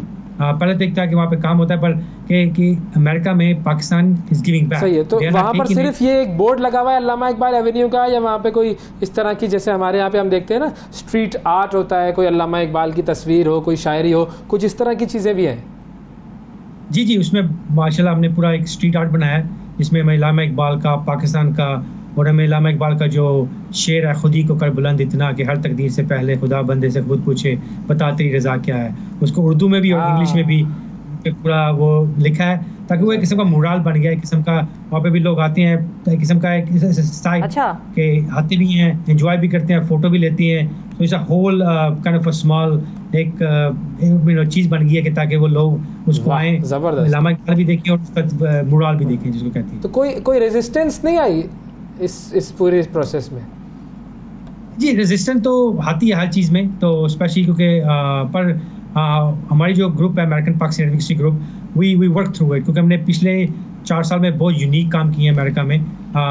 तो रेजिस्टेंस तो आती है, पर उसमें क्या होता है, आपको एडजस्ट करना पड़ता है, और उसको थोड़ा सा आपको you have to change little bit, क्योंकि जब मैंने पहली बार थोड़ा सा ओरिजिनल किया था तो देयर वाज रेजिस्टेंट, तो बट हमने उसको थोड़ा ज़्यादा सबमिट किया, उसको जो प्रेजेंटेशन है हमने ज़्यादा अच्छी बनाई और उसको ज़रा प्रमोट किया, और लोगों को पता था कि हम जो काम यहाँ पे कर रहे हैं is a very good work, so हमारा भी एक किस्म का नाम होना चाहिए। तो वो तो होती है, पर it's all good, okay, America is a land of immigrant, तो यहाँ पे डाइवर्सिटी भी है, और बल्कि रेजिस्टेंट कम है, सपोर्ट ज़्यादा है हर कम्युनिटी से। आप देखेंगे जब हमारी तकरीब हुई, हमारे पास हर कम्युनिटी का बंदा, अपने पंजाबी सरदार भाई भी थे, गानीज, करीबियन, इंडियन, जितने भी लोग थे उस कम्युनिटी के इलाके के, बांग्लादेशी लोग, गोरे जो white American, council member, assembly member, सब वहाँ पे आए थे, बिकॉज वो दे वांट टू शो कि हम जो अमेरिकन पाकिस्तानी की ग्रुप है वो इतना काम कर रही है, so it's just only to give back, कि हम that's something back to represent the Pakistan and Pakistani American community. बिल्कुल सही है जी। बहुत हम आपका शुक्रिया अदा करेंगे Ali Rashid sahab, you are doing an amazing job. और आपके एडवोकेसी ग्रुप भी हम दाद देंगे कि वो अपनी ये कोशिशें कर रहे हैं और लगे हुए हैं। पाकिस्तानी जो लीडरान हैं, पाकिस्तानी जो फाउंडिंग फादर्स थे, उनसे मुतारिफ करा रहे हैं दुनिया को इस तरह की एक्टिविटीज़ करके। तो बहुत शुक्रिया sir, thank you for joining us. नाज़रीन वक्फा लेते हैं, वक्फे के बाद दोबारा हाजिर होंगे। सुबह सवेरे पाकिस्तान, सुबह सवेरे पाकिस्तान, सुबह सवेरे पाकिस्तान। वेलकम बैक जी। सुबह सवेरे पाकिस्तान में एक मरतबा फिर खुशामदीद। एक बड़ी ख़ास शख्सियत से मुलाकात करवानी है और ये शख्सियत है यूके में। अब ये शख्सियत कौन है ये हमें बताएंगे हमारे यूके के ब्यूरो चीफ हैं जनाब गुलाम हुसैन साहब। अस्सलाम वालेकुम गुलाम हुसैन साहब, बताइए कहाँ मौजूद हैं, क्या सूरत हाल है, क्या हो रहा है? हमारे साथ जो है वो उस्मान चीमा साहब मौजूद हैं, तैयबा चीमा साहब मौजूद हैं, लेकिन इनकी जो साहबजादी है महानूर चीमा, जिसने जो है वो पाकिस्तान का सर जो मैं कहूँगा फ़ख्र से बुलंद कर दिया है। उन्होंने GCSE के एग्ज़ाम के अंदर बरतानिया में 34 A+ ग्रेड लिए हैं, जो कि मेरा ख्याल है किसी भी पाकिस्तानी के लिए सबसे बड़ा एजाज़ है। इससे कबल जो है वो इस तरह का रिकॉर्ड हमने नहीं देखा, और ये एक वर्ल्ड रिकॉर्ड जो है वो एक बच्ची ने जो है वो कायम किया है। और इसीलिए जो है वो पाकिस्तानी समेत दुनिया भर का जो मीडिया है वो जानना चाहता है कि इस होनहार बच्ची ने जो है वो कारनामा कैसे सर अंजाम दिया। ऑब्वियसली जो इनके पेरेंट्स हैं, प्राउड पेरेंट्स मैं कहूँगा, उनका बहुत बड़ा किरदार है। जिस तरीके से उन्होंने बच्चे की अपब्रिंगिंग की, जिस तरीके से उसकी एजुकेशन को ये साथ लेकर चले, उनका टाइम टेबल बनाया। तो आज हम जो है वो आज के जो मॉर्निंग शो का हमारा सेगमेंट है उसके अंदर हम बच्ची से भी बात करेंगे और उनके जो वालिदैन हैं उनसे भी बात करेंगे। तो मैं कहूँगा कि ओवर टू अवैस मंगलवाला और शिफा यूसुफजई, जो वो हैं वो खुद जो है वो बच्ची से बात करें, उनके वालिदैन से खुद सवाल करें। थैंक यू, बहुत शुक्रिया आप वहाँ पर पहुँचे। और जबरदस्त भाई, सारी तमीज़ लगा दे कैमरा इनके सामने। शिफा, इतना रिजल्ट अच्छा है, कभी आपको कोई टेंशन तो नहीं हो रही ना? मेरा रिजल्ट, ये जो बच्ची का रिजल्ट है 34 A वाला, तो आपको अपना रिजल्ट तो याद नहीं है? मेरे मैट्रिक के नंबर तो कमाल थे भाई। फिर उसके बाद मामला खराब हुआ। उसके बाद फिर जरा दाएं बाएं हो गई मैं, लेकिन मैट्रिकुलेशन में तो मेरे अच्छे जबरदस्त नंबर थे। और बाद में भी कई अच्छे आए। वो 2 साल जो थे FSC के, उसमें जरा थोड़ी सी चीजें ऊपर नीचे हो गई। लेकिन हमारे साथ मानूर है और ज़बरदस्त गुलाम हुसैन साहब ने एक्सप्लेनेशन दी है कि भाई वो कहाँ पर मौजूद हैं। और हम भी अब थोड़ा सा चस्का ले लें, जरा बात करें, जाने कि कैसे 34 A+ आते हैं किसी के एग्जाम में। हमारे साथ अस्सलाम वालेकुम जी। वालेकुम अस्सलाम जी, थैंक यू वेरी मच, आपने टाइम निकाला और हमें बड़ी खुशी है कि 92 में टाइम निकाला और हमारी बेटी की जो सक्सेस है और जो उसने रिकॉर्ड अचीव किए हैं उनको सेलिब्रेट करने में हमारा साथ दिया। सर ये जो बच्ची ने काम ही ऐसा किया है, माशाल्लाह माशाल्लाह। तो सबसे पहले हम मानूर की तरफ आते हैं। भाई मानूर साहिबा, ये बताइए कि ये जो आपने 34 सब्जेक्ट्स में A* लिया है, ये सब्जेक्ट्स थे कौन कौन से? मेरे सब्जेक्ट्स थे Latin, economics, psychology, sociology, maths, further maths, classical civilisation, Greek, additional maths, history, geography, drama, core maths, textiles, ICT, physics, chemistry, biology, maths, English, literature, English language, French, German, commerce, business, environmental management, statistics। क्या बात है भाई, जबरदस्त जबरदस्त। ये वो subjects नहीं, बहुत से लोगों ने इस पे चमगोइयाँ ये शुरू कर दी थी कि भाई ये वो सब्जेक्ट्स होंगे, वो जो होता है ना आर्ट क्लास और डांस क्लास और म्यूजिक क्लास, और ये वो वाले सारे सब्जेक्ट्स हैं जिसमें आपने पढ़ना है, एग्जाम के लिए तैयारी करनी है और फिर एग्जाम बाकायदा तौर पर देना है। तो ये मानूर, इतने सारे डाइवर्स सब्जेक्ट्स हैं, सारी दुनिया के इसमें सब्जेक्ट्स आ गए हैं, इतने डाइवर्स सब्जेक्ट्स चूज करने की क्या वजह थी? मेरा दिल था कि मैं स्कूल के करिकुलम के बियॉन्ड ग्लोबल सिटीजन बनूं और मुझे अवेयरनेस हो हर टॉपिक पे, और हर टॉपिक पे मैं इतनी हूँ कि मैं बात कर सकूँ हर टॉपिक पे। इसलिए ओके, तो ये जो सारे 34 सब्जेक्ट्स हैं, ये आपने चूज कैसे किए? 34 सब्जेक्ट्स क्योंकि कोई चूज नहीं करता है। क्योंकि साइंसेज में तो मेरा इंटरेस्ट था, तो साइंसेस, साइकोलॉजी, इस तरह के सब्जेक्ट्स तो मैंने ऑटोमेटिकली ले लिए। मैथ्स भी मेरा पैशन है, I am very good at maths, तो मैथ्स भी ऑटोमेटिकली फिर मैंने सेलेक्ट कर लिया।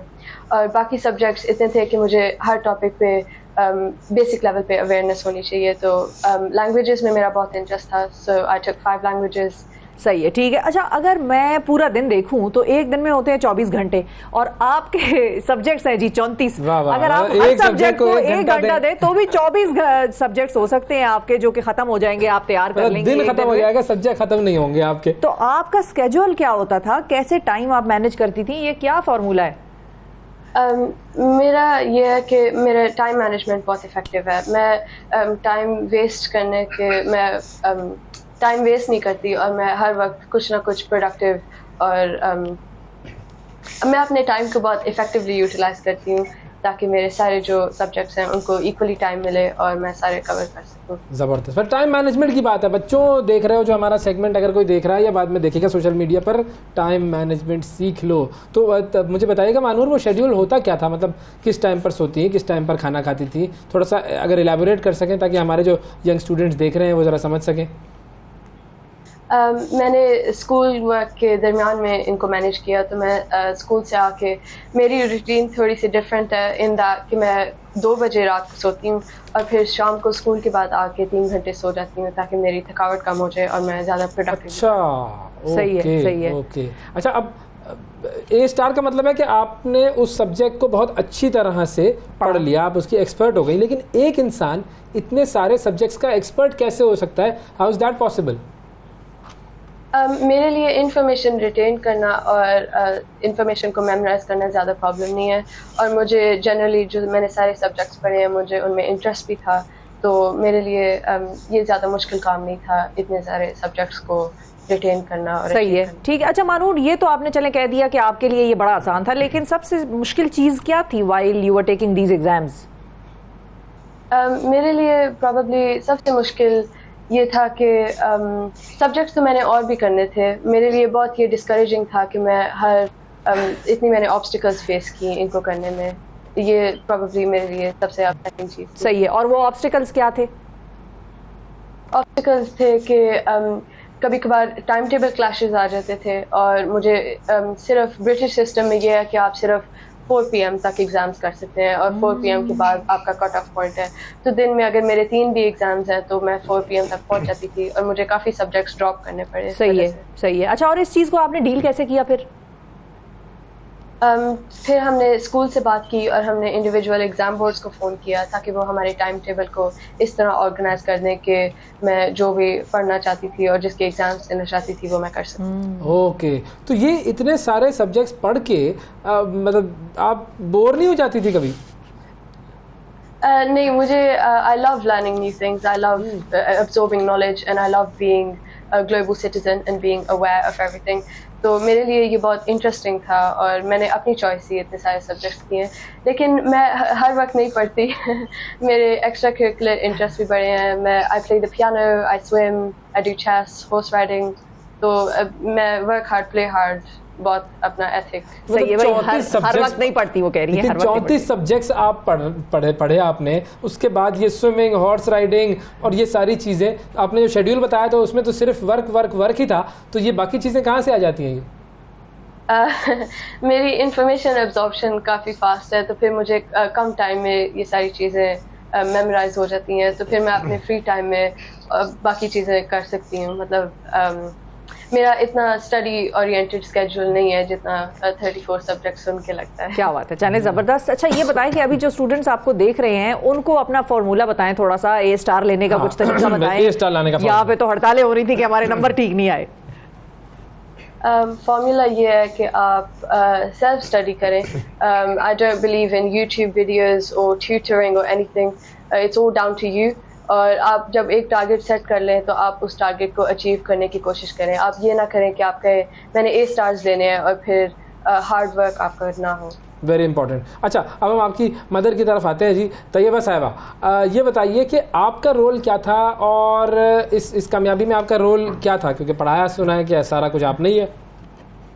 मानो के टोटल स्पेसिफिकेशन की प्रिंटिंग करना और उसके सब्जेक्ट्स के कंटेंट्स इकट्ठे करना और उसके टाइम मैनेजमेंट करना कि किस टाइम पे अगर हम इतना पढ़ें तो हमारा ये सब्जेक्ट 10 डेज़ में। हम नॉर्मल ऐसा नहीं करते कि कोई 4 सब्जेक्ट एट ए टाइम शुरू कर लिए। हम एक सब्जेक्ट पकड़ते हैं और उसको डे एंड नाइट करके जितना भी हमारे पास अपने टाइम अपना कमिट किया होता है कि पढ़ने, हम उससे एक सब्जेक्ट को ही कवर करते हैं। वो ऑलमोस्ट हमारा टारगेट होता है कि 10 डेज़ में कवर हो जाए। तो इसलिए ये नहीं है कि इसने सिर्फ 34 सब्जेक्ट्स किए हैं और सिर्फ पढ़ा है, बल्कि इसने अपने फ्रेंड्स के साथ सिनेमा, कॉन्सर्ट, इस तरह के इसके बाकी काफ़ी भी शौक है। बिल्कुल सही, बिल्कुल सही। अच्छा, आप जब पढ़ाती थी मानूर को तो आपका भी तो सब्जेक्ट्स का जो नॉलेज है वो ज़रूरी है, तो आपको इतने सारे सब्जेक्ट्स समझ आ जाते थे? आप भी एक्सपर्ट हो गई होंगी अब तो। बिल्कुल एग्जैक्टली, वो बस हम दोनों मिलके पढ़ते हैं, कहीं पे वो स्टक हो जाती है, कहीं पे मैं स्टक हो जाती हूँ, तो दोनों जब मिलके करते हैं तो कंबाइंड स्टडी में वो काफ़ी हेल्प हो जाती है। ओके, अच्छा उस्मान साहब आपकी तरफ आते हैं जी, आपका क्या रोल था? ठीक है, मतलब फीस वगैरह तो आपने ही भरनी थी, लेकिन उसके अलावा क्या रोल था आपका? भाई घर में बाप का जो रोल है मेरा वही बिल्कुल रोल था। सब्जेक्ट जब डिसाइड हो गए थे तब भी हम इकट्ठे बैठते थे। बेटी जब स्केड्यूल बनाती थी तब भी हम इकट्ठे थे। तो सारी चीज़ें मेरी नज़र से सामने से होती थी और मैं, मेरी बेटी और मेरी बेगम हम एक कंसेंसस पॉइंट पे इकट्ठे हो जाते थे और फिर उसके बाद अल्लाह का नाम लेके हम उसको टारगेट को अचीव करने की कोशिश करते थे और अल्लाह ताला ने उसी में बरकत दी और हम कामयाब भी हो गए। I would like to add कि मेरे पापा का जो सबसे बड़ा रोल था वो हमें exams to and from driving था। दिन में 6-6 घंटे बाबा सिर्फ ड्राइविंग ही करते थे, एक एग्जाम सेंटर से दूसरे एग्जाम सेंटर मुझे लेके। वाह। अच्छा, अब ये मुझे बताएं कि आप दोनों पेरेंट्स जो हैं, आप लोगों को कब पता चला, मानूर की किस एज में पता चला कि she is a gifted child, और फिर उसको नर्चर करने के लिए आप लोगों ने क्या किया?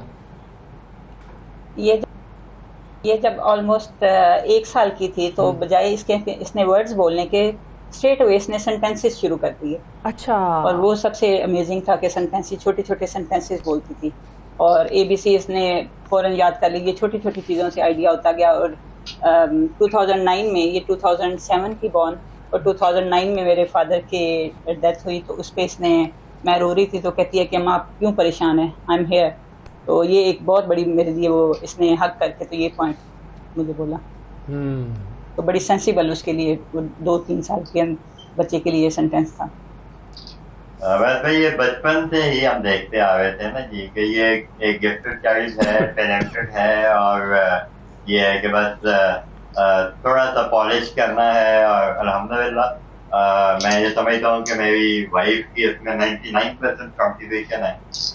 She is a master degree holder from Pakistan, master degree holder from SOAS UK, और मेरे से ज़्यादा अच्छी लिटरेट जॉब ऑफर हुई उनको, लेकिन शी डिक्लाइंड और उन्होंने अपनी ज़िंदगी अपने बच्चों के लिए वक्त की। माशाल्लाह। और आज अल्हम्दुलिल्लाह हम किसी फैसले पे हमें पछतावा नहीं है बल्कि फ़ख्र है कि हमारी बेटी ने पूरी दुनिया में रिकॉर्ड कायम कर दिया और यानी वो पाकिस्तान के लिए भी काबिल फ़ख्र बनी और पेरेंट्स के लिए भी। क्या बात है भाई, अब तो सारी यूनिवर्सिटीज आगे की जो देख रही हैं, जिन्होंने इनके बारे में खबरें पढ़ी हैं, वो सारे तो इनके कदमों में हैं। अब ये हार्वर्ड, आईवी लीग शीक तो is nothing in front of her. माशाल्लाह। मुझे ये भी बताएं कि जो बाकी सिबलिंग्स हैं उस्मान साहब, वो कितने हैं, किस एज के हैं, वो क्या कर रहे हैं, इनमें कंपटीशन तो नहीं हो जाता?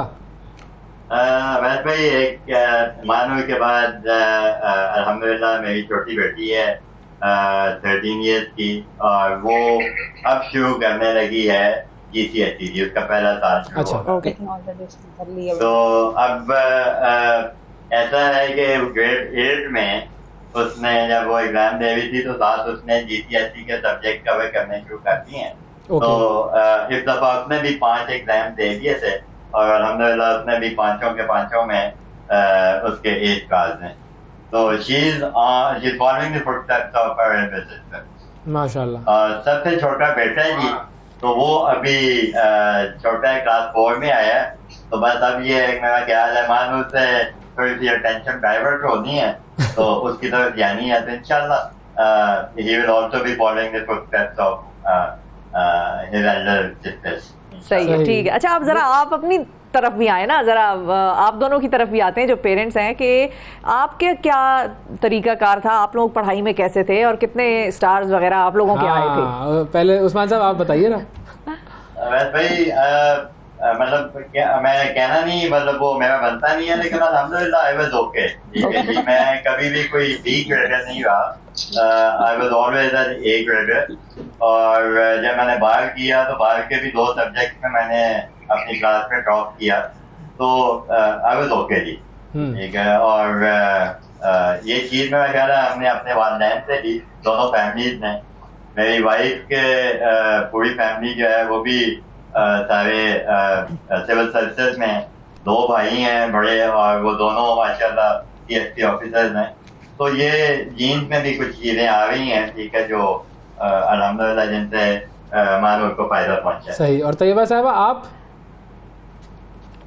मैं ठीक थी, मैथ्स मेरा बड़ा अच्छा था। मेरा ख्याल है कि उसी वजह से बच्चों का मैथ्स बहुत ही अच्छा है। जैसे पाकिस्तान में कैंगरू कंपटीशन है और यूके में एक UKMP है। हाँ। और मेरी दोनों छोटी बेटी का उसमें डिस्टिंक्शन है और बड़ी बेटी मानूर का उसमें ट्वाइस इसका मेरिट है। और छोटे बेटे का भी मेंटल मैथ्स इतना अच्छा है कि कोई भी क्वेश्चन उसे दें तो वो पेंसिल को पकड़ते ही नहीं है। और 11th क्लास की वो तैयारी करते करते उसे मेंटल मैथ्स की बड़ी हैबिट हो गई हुई है। और ओवरऑल मेरा 2 सब्जेक्ट्स में मेरी भी डिस्टिंक्शन थी। माशाल्लाह। मैं ये सोच रही हूँ कि मानूर, अब मेरा सवाल मानूर से है कि आप ये बताएं कि आपने तो आइंस्टाइन को भी पीछे छोड़ दिया है, वो तो बेचारा बड़ी टेंशन में होगा कि ये तो मेरा रिकॉर्ड खराब करने लगी है बच्ची। ये क्या था? मैं 14 साल की थी और मेरी मामा ने एक दिन कहा कि यहाँ एक IQ टेस्ट भी होता है जो हमें करना चाहिए क्योंकि हमारी एबिलिटीज नज़र आती हैं। तो फिर मैंने वो टेस्ट किया और 161 आ गए। माशाल्लाह। तो अब आगे का A लेवल्स का आपका क्या प्लान है? A लेवल्स में भी होपफुली मैं कुछ रिकॉर्ड बनाऊंगी, लेकिन मेरा मेडिसिन ओरिएंटेड करियर होपफुली होगा। मैं ऑक्सफोर्ड एस्पिरेंट हूँ, तो इंशाल्लाह इंशाल्लाह इंशाल्लाह। अच्छा, पेरेंट्स, फिर से पेरेंट्स की तरफ आऊँगा। अच्छा, ये होता है बहुत ज़्यादा पेरेंट्स प्रेशर देते हैं कि जी बच्चों के मार्क्स ज़्यादा आएँ, A स्टार्स आएँ, तो वो प्रेशर आप लोगों की तरफ से कितना था और वो प्रेशर फ़ायदेमंद होता है या नुकसानदेह होता है? प्रेशर एक्चुअली इस पे नहीं था। इसका जो भी मार्क्स आए हैं और वो बड़े हैरानकुन, कुछ सब्जेक्ट्स में ऐसे हैं कि फुल मार्क्स हैं और कुछ में इवन कोई 5 लेस हैं, किसी में 4 लेस हैं, और इस तरीके से इसके मार्क्स हैं। वो चीज़ों को बड़ी जल्दी रिटेन करती है और एब्जॉर्ब करती है, और जो जब पढ़ती है वो टोटली फोकस्ड होती है कि वो पढ़ क्या रही है। ठीक है भाई, this is a classic case of photographic memory. मुझे ऐसा लगता है कि ये मानूर जो है वो उसमें पूरा उतरती हैं। अच्छा, जो पेरेंट्स हमारा प्रोग्राम देख रहे हैं उनको क्या मशवरा देंगे, क्योंकि बहुत सारे पेरेंट्स के पास वो अपॉर्चुनिटीज़ नहीं होती हैं, फाइनेंसिस का भी मसला होता है, उनको क्या कहेंगे आप? सिर्फ वो बुक्स बाय करें और बुक्स बाय करके अपनी स्पेसिफिकेशन के मुताबिक चलना शुरू करें और कंटेंट को देखें कि उन्होंने सिलेबस क्या कवर करना है, कौन सी बुक है जो सबसे ज़्यादा कंटेंट कवर कर रही है, और उसके मुताबिक अपने टारगेट्स को सेट करें कि हमने इतने टॉपिक्स इतने डेज में कवर करने हैं। सही। और मेरा ख्याल है कि बजाय आप 4 सब्जेक्ट्स डे में पढ़ें तो आप एक सब्जेक्ट को जब कवर करते हैं तो आपको उस सब्जेक्ट की ज़्यादा समझ आती है। ठीक है। और उस्मान साहब, आप क्या मशवरा देंगे पेरेंट्स को? वैसे ये बड़ा सिंपल है जी। पेरेंट्स के पास भी चॉइस बड़ी क्लियर होती है कि वो अपने रिसोर्सेज को उनका सही इस्तेमाल करें, और मेरा ख्याल है कि अगली नस्ल को पढ़ाने में और उसको यानी जो उनके गोल्स हैं उनकी अचीवमेंट में पेरेंट्स को डिवोटेड होना चाहिए, होल हार्टेड एफर्ट होना चाहिए। ये नहीं होना चाहिए कि एक कर रहा है तो दूसरा उसकी टांगें खींच रहा है। ये नहीं होना चाहिए कि आप बच्चों को कहें कि जी उसकी कैपेसिटी है लेकिन हम उसको बर्डन नहीं करते। नहीं, बच्चा तो देखे ना, एक चीज है, आपने उसको लिया और आपने उसको पॉलिश करना शुरू किया तभी वो चमकेगी। तो मैं पेरेंट्स से यही रिक्वेस्ट करूंगा कि आप अपने टाइम में से थोड़ा टाइम जरूर दें अपने बच्चों को, आप नजर जरूर रखें। मैंने आपको एग्जांपल दी कि मेरी वाइफ डबल मास्टर्स हैं, यहाँ मेरे से ज्यादा अच्छी रिप्यूटेड जॉब्स उनको ऑफर हुई, लेकिन वो डिक्लाइन क्यों की कि हमें नजर आता था कि अगर हम दोनों घर से बाहर चले जाएं या दोनों यानी अपना अपना कैरियर शुरू कर दें तो फिर बच्चों का वो पोटेंशियल जो हम चाहते हैं एक्सप्लॉइट करें, जो चाहते हैं कि सामने आए, वो हम नहीं अचीव कर पाएंगे। बिल्कुल। तो फिर मदर ने सेक्रीफाइस किया और मैंने आपको पहले भी अर्ज किया कि अल्हम्दुलिल्लाह हम आज मुतमिन हैं बतौर पेरेंट्स के उनकी सेक्रीफाइस जो है वो अपना रंग ले आई और बेटी ने वर्ल्ड रिकॉर्ड कायम कर दिया, यूके यूरोपियन रिकॉर्ड बना दिए। तो मेरा ख्याल है कि पेरेंट्स को भी थोड़ा सा यानी करना चाहिए और सोचना चाहिए कि भाई ये अगली नस्ल है और हमने इसको पढ़ाना है, इसको आगे पहुंचाना है, ठीक है। तो मेरा ख्याल है कि ये अगर सोच आ जाए मुआशरे में तो हम बहुत जल्दी तरक्की याफ्ता मुल्क भी बन जाए। बिल्कुल ठीक है जी, बहुत शुक्रिया अदा करेंगे जी। मानूर सीमा हमारे साथ मौजूद थी, 34 A स्टार्स लेने वाली तालिबा और आइंस्टाइन को पीछे छोड़ने वाले आइंस्टाइन ऑफ द डे भाई, आइंस्टाइन ऑफ द डे। बिल्कुल बिल्कुल, थैंक यू जी, बहुत शुक्रिया आप लोगों का। नाजरीन वक्फा लेते हैं, वक्फे के बाद दोबारा हाजिर होंगे। सुबह सवेरे पाकिस्तान, सुबह सवेरे पाकिस्तान, सुबह सवेरे पाकिस्तान।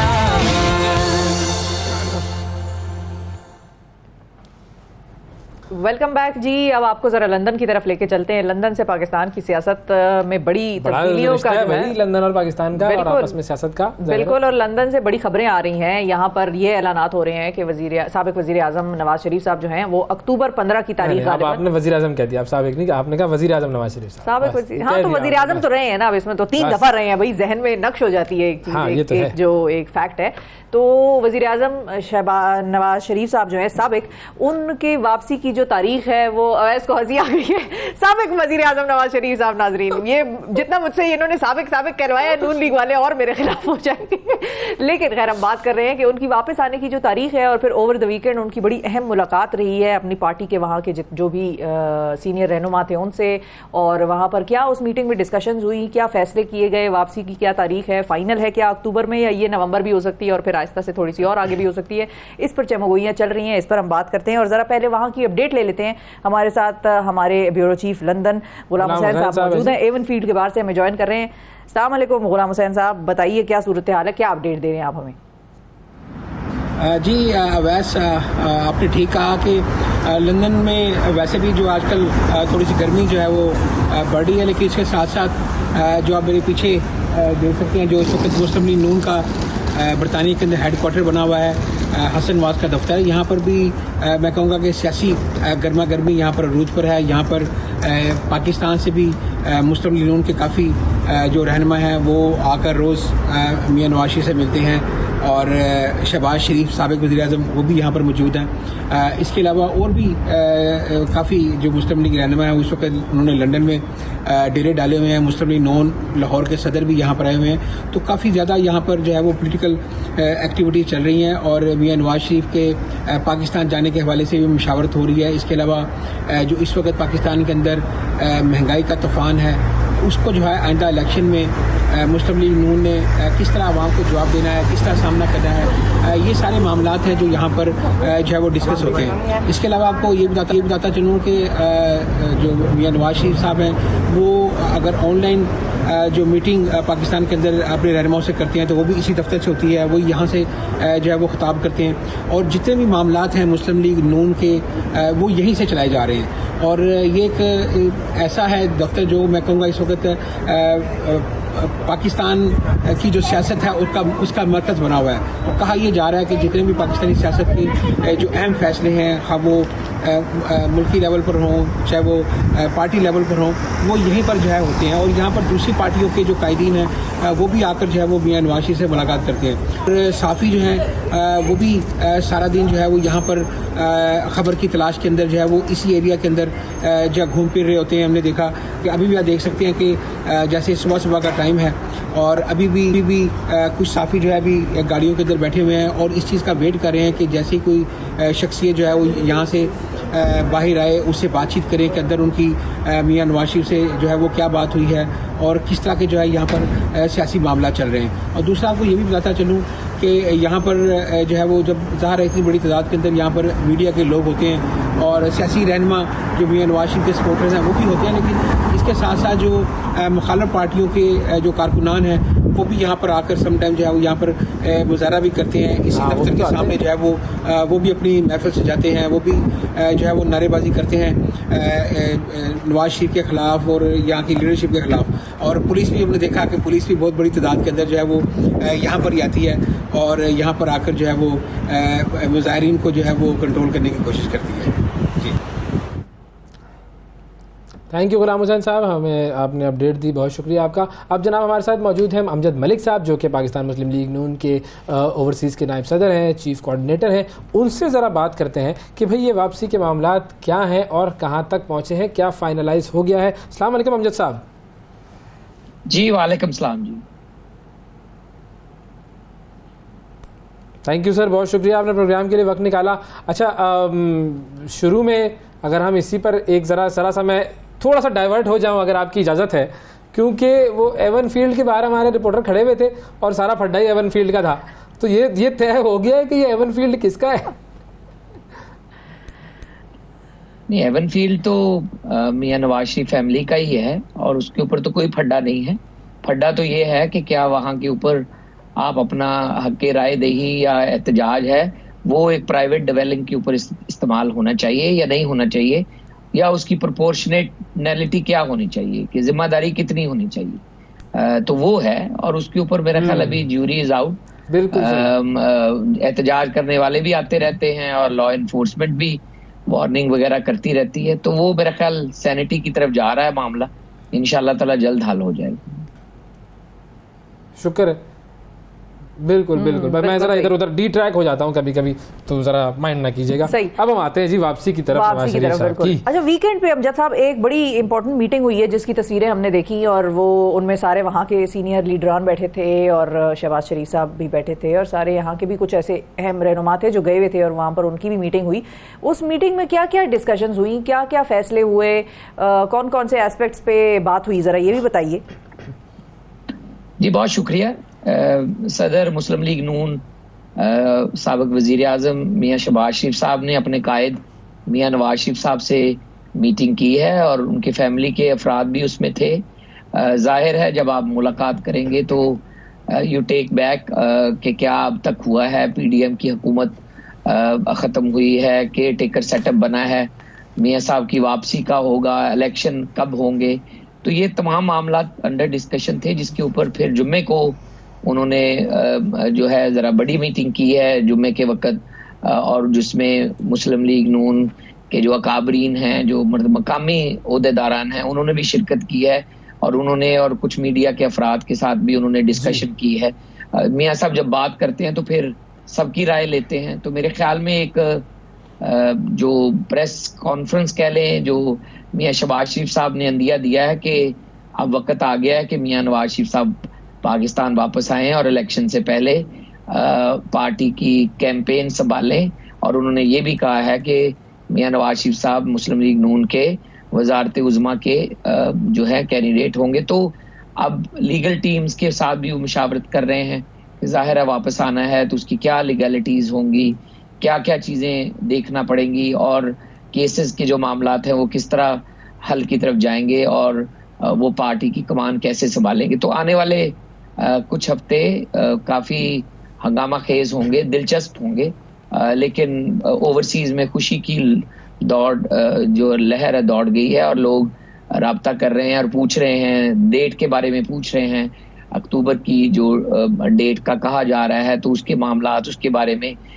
लोग जो हैं हमसे राब्ता कर रहे हैं और कह रहे हैं कि हमने साथ जाना है, और चैप्टर्स जो हैं अपने अपने वफूद जो हैं तश्कील दे रहे हैं, तो बहुत इंटरेस्ट है। और मियाँ साहब भी इसके बारे में बहुत दिलचस्पी से देख रहे हैं कि क्या किस तरह की हुकूमत होनी चाहिए, और जो अब तक उनके साथ सलूक हुआ है जी, जो अब तक उनके साथ सलूक हुआ है उसका क्या हल निकलेगा। पूरी मीटिंग में मैं ये सोच रहा हूँ कि ठीक है, मैं ये सोच रहा हूँ कि इस पूरी मीटिंग में जो बैठक थी, बहुत सारे लोग बैठे हुए थे, सारे फैमिली मेंबर्स भी थे और जो पार्टी के लोग थे वो भी थे, तो वो डॉक्टर नहीं थे जिन्होंने बीमारी की बात की थी, तो बीमारी का मसला हल हो गया अब उनका 100%? क्योंकि खुर्शीद शाह साहब वैसे कह रहे हैं कि नहीं बीमार है वो, नहीं डॉक्टर ठीक नहीं है तबीयत, नहीं डॉक्टर उनके साथ डॉक्टर अदनान और उनके जो प्राइवेट कंसल्टेंट्स हैं उनके साथ वो राब्ते में रहते हैं। लेकिन आप भी समझते हैं कि जब आप पाकिस्तान में जजेस के हवाले से जो तशवीश पाई जाती है उसके जरिए आप जेल से उठ के आए हों, तो मेडिकल के साथ साथ सियासी भी मसला होता है। वो एक पार्टी के कायद हैं, 3 दफा वजीर आजम रहे हैं, तो उन्होंने सोच विचार के साथ ही पाकिस्तान वापस जाना है, तो ये उनकी टाइमिंग जो है वो पॉलिटिकल टाइमिंग है, पॉलिटिकल फैसला होगा मेडिकल मतलब मैं पूछना चाह रहा हूं कि मेडिकल मसला मुकम्मल तौर पर अब हल हो गया है ना, वो तो अब आड़े नहीं आएगा ना? मेडिकल कंडीशन, जो मेडिकल उनकी कंसल्टेशन है वो तो चलती रहती है ना, वो चलती रहेंगी। लेकिन देखना ये है कि जो पॉलिटिकल टाइमिंग है कि क्या उनकी जमात अब रेडी है उनको लेने के लिए, और क्या वो जो कहते हैं ना कि महफिल में इस ख्याल से फिर आ गया हूं मैं, शायद मुझे निकाल के पछता रहे हैं। तो ये वाला शायद मुझे निकाल कर पछता रहे हैं, अगर आना चाह रहे हैं अगर वो आना चाह रहे हैं तो वो मारूजी हालात देखेंगे कि पाकिस्तान में जाने की टाइमिंग ठीक है, इलेक्शन करीब है और उनकी पार्टी को क्या जरूरत है, मतलब कितनी जरूरत है और अवाम में उनकी क्या पजीराई। क्योंकि शुरू में हो ये रहा था अमजद साहब, शुरू में हो ये रहा था कि सिर्फ मेडिकल रीज़न बताई जा रही थी, तो अब आप भी सही कह रहे हैं कि जी वो मेडिकल प्लस पॉलिटिकल दोनों रीजंस थी, तो अब मेडिकल रीज़न ख़त्म हो गई है, अब सिर्फ पॉलिटिकल टाइमिंग जो है वो डिसाइड कर रहे हैं, सही है ना?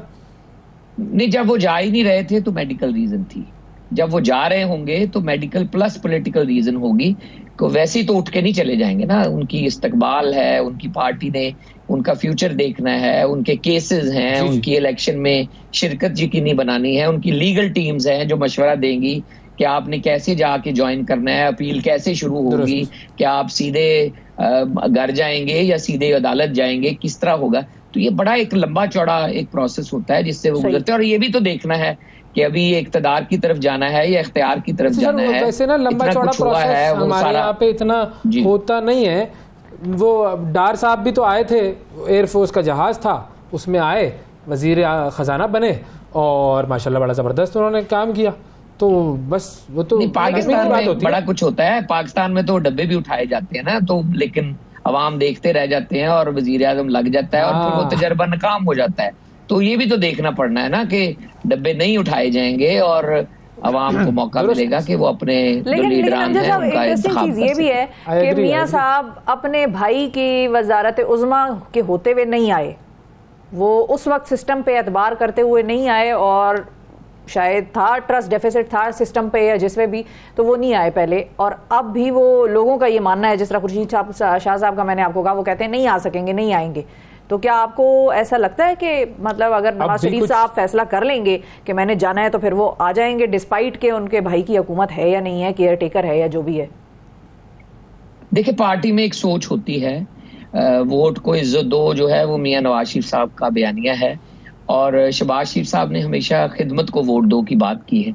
तो एक सोच होती है, लेकिन मेरे ख्याल में मियां नवाज शरीफ साहब का पूरा हक है कि वो अपनी जमात को आके लीड करें और एक फेयर फाइट हो और फेयर इलेक्शन हो जिसमें अवाम को मौका मिले कि वो हक के हुक्मरानी दे, और जिसके नतीजे में मियां साहब ये चाहते हैं कि जो हक के हुक्मरानी देने वाले हैं वो हुक्मरानी का हक दे अवाम, और फिर जो हुकूमत मिले वो नतारा भी करे। जो पिछले ये कफायत शारी देखे ना, बिलों की वजह से लोग परेशान हैं, तो उनकी नजर और नब्ज के ऊपर हाथ होगा अपनी आवाम के ऊपर। वो सोच रहे होंगे कि उसका हल कैसे निकालना है, उसकी जामे मंसूबा बंदी चाहिए। आपने 100 दिनों में आके क्या वो चमत्कार दिखाना है कि लोग राजी हो सकें कि वाकई आके वो काम होने शुरू हो गए हैं जिससे लोगों की एंजाइटी एड्रेस हो और फिर कोई उसका एहतसाब भी हो। यो पिछले 5-7 साल में इस मुल्क में खिलवाड़ हुआ है, जो जजों ने और बाकी लोगों ने मिलके यहाँ पे जो हैवक बर्पा की है और जो डॉन और सिसिलियन माफिया के पीछे जो दौड़ लगाई है और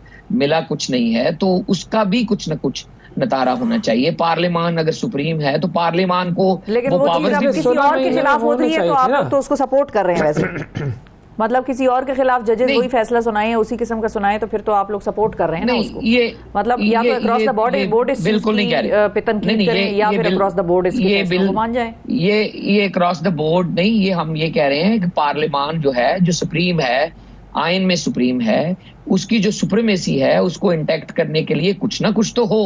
और एहतसाब अगर आपने करना है तो आम साइल का जो क्यू में लग के सालों छोटे छोटे मुकदमात में धक्के खाना है, उनकी तो कोई दाद रसी हो। और अगर जिस तरह की पाकिस्तान की जो इकॉनमी है जो मुतहम्मल ही नहीं है इस तरह के लल्ले तलल्लों की, तो उसका कोई ना कोई तो हल निकले कि लोग समझें कि अगर हम इतना बड़ा बिल दे रहे हैं तो अशराफिया जो है वो फ्री में मजे नहीं लूट रही, तो उसका कोई जामे प्लान, उसके ऊपर उनकी बहुत ज्यादा नजर होगी। वो बड़े लीडर हैं और उनकी आम आदमी, आम जो अवाम जो सफर कर रहे थे, जो आटा चीनी दाल की भाव और बिजली गैस की कीमतों की वजह से या पेट्रोल प्राइसेस की वजह से जो अफेक्ट होते हैं उनके ऊपर उनकी बहुत गहरी नजर होती है। और वो डार साहब भी कुछ नहीं कर सके, वो 18 रुपए यूनिट था, उसको 60 रुपए 65 रुपए तक पहुंचा के डार साहब निकल गए और आवाम जो है वो अब बार बार के रो रही है, धाड़े मार मार के।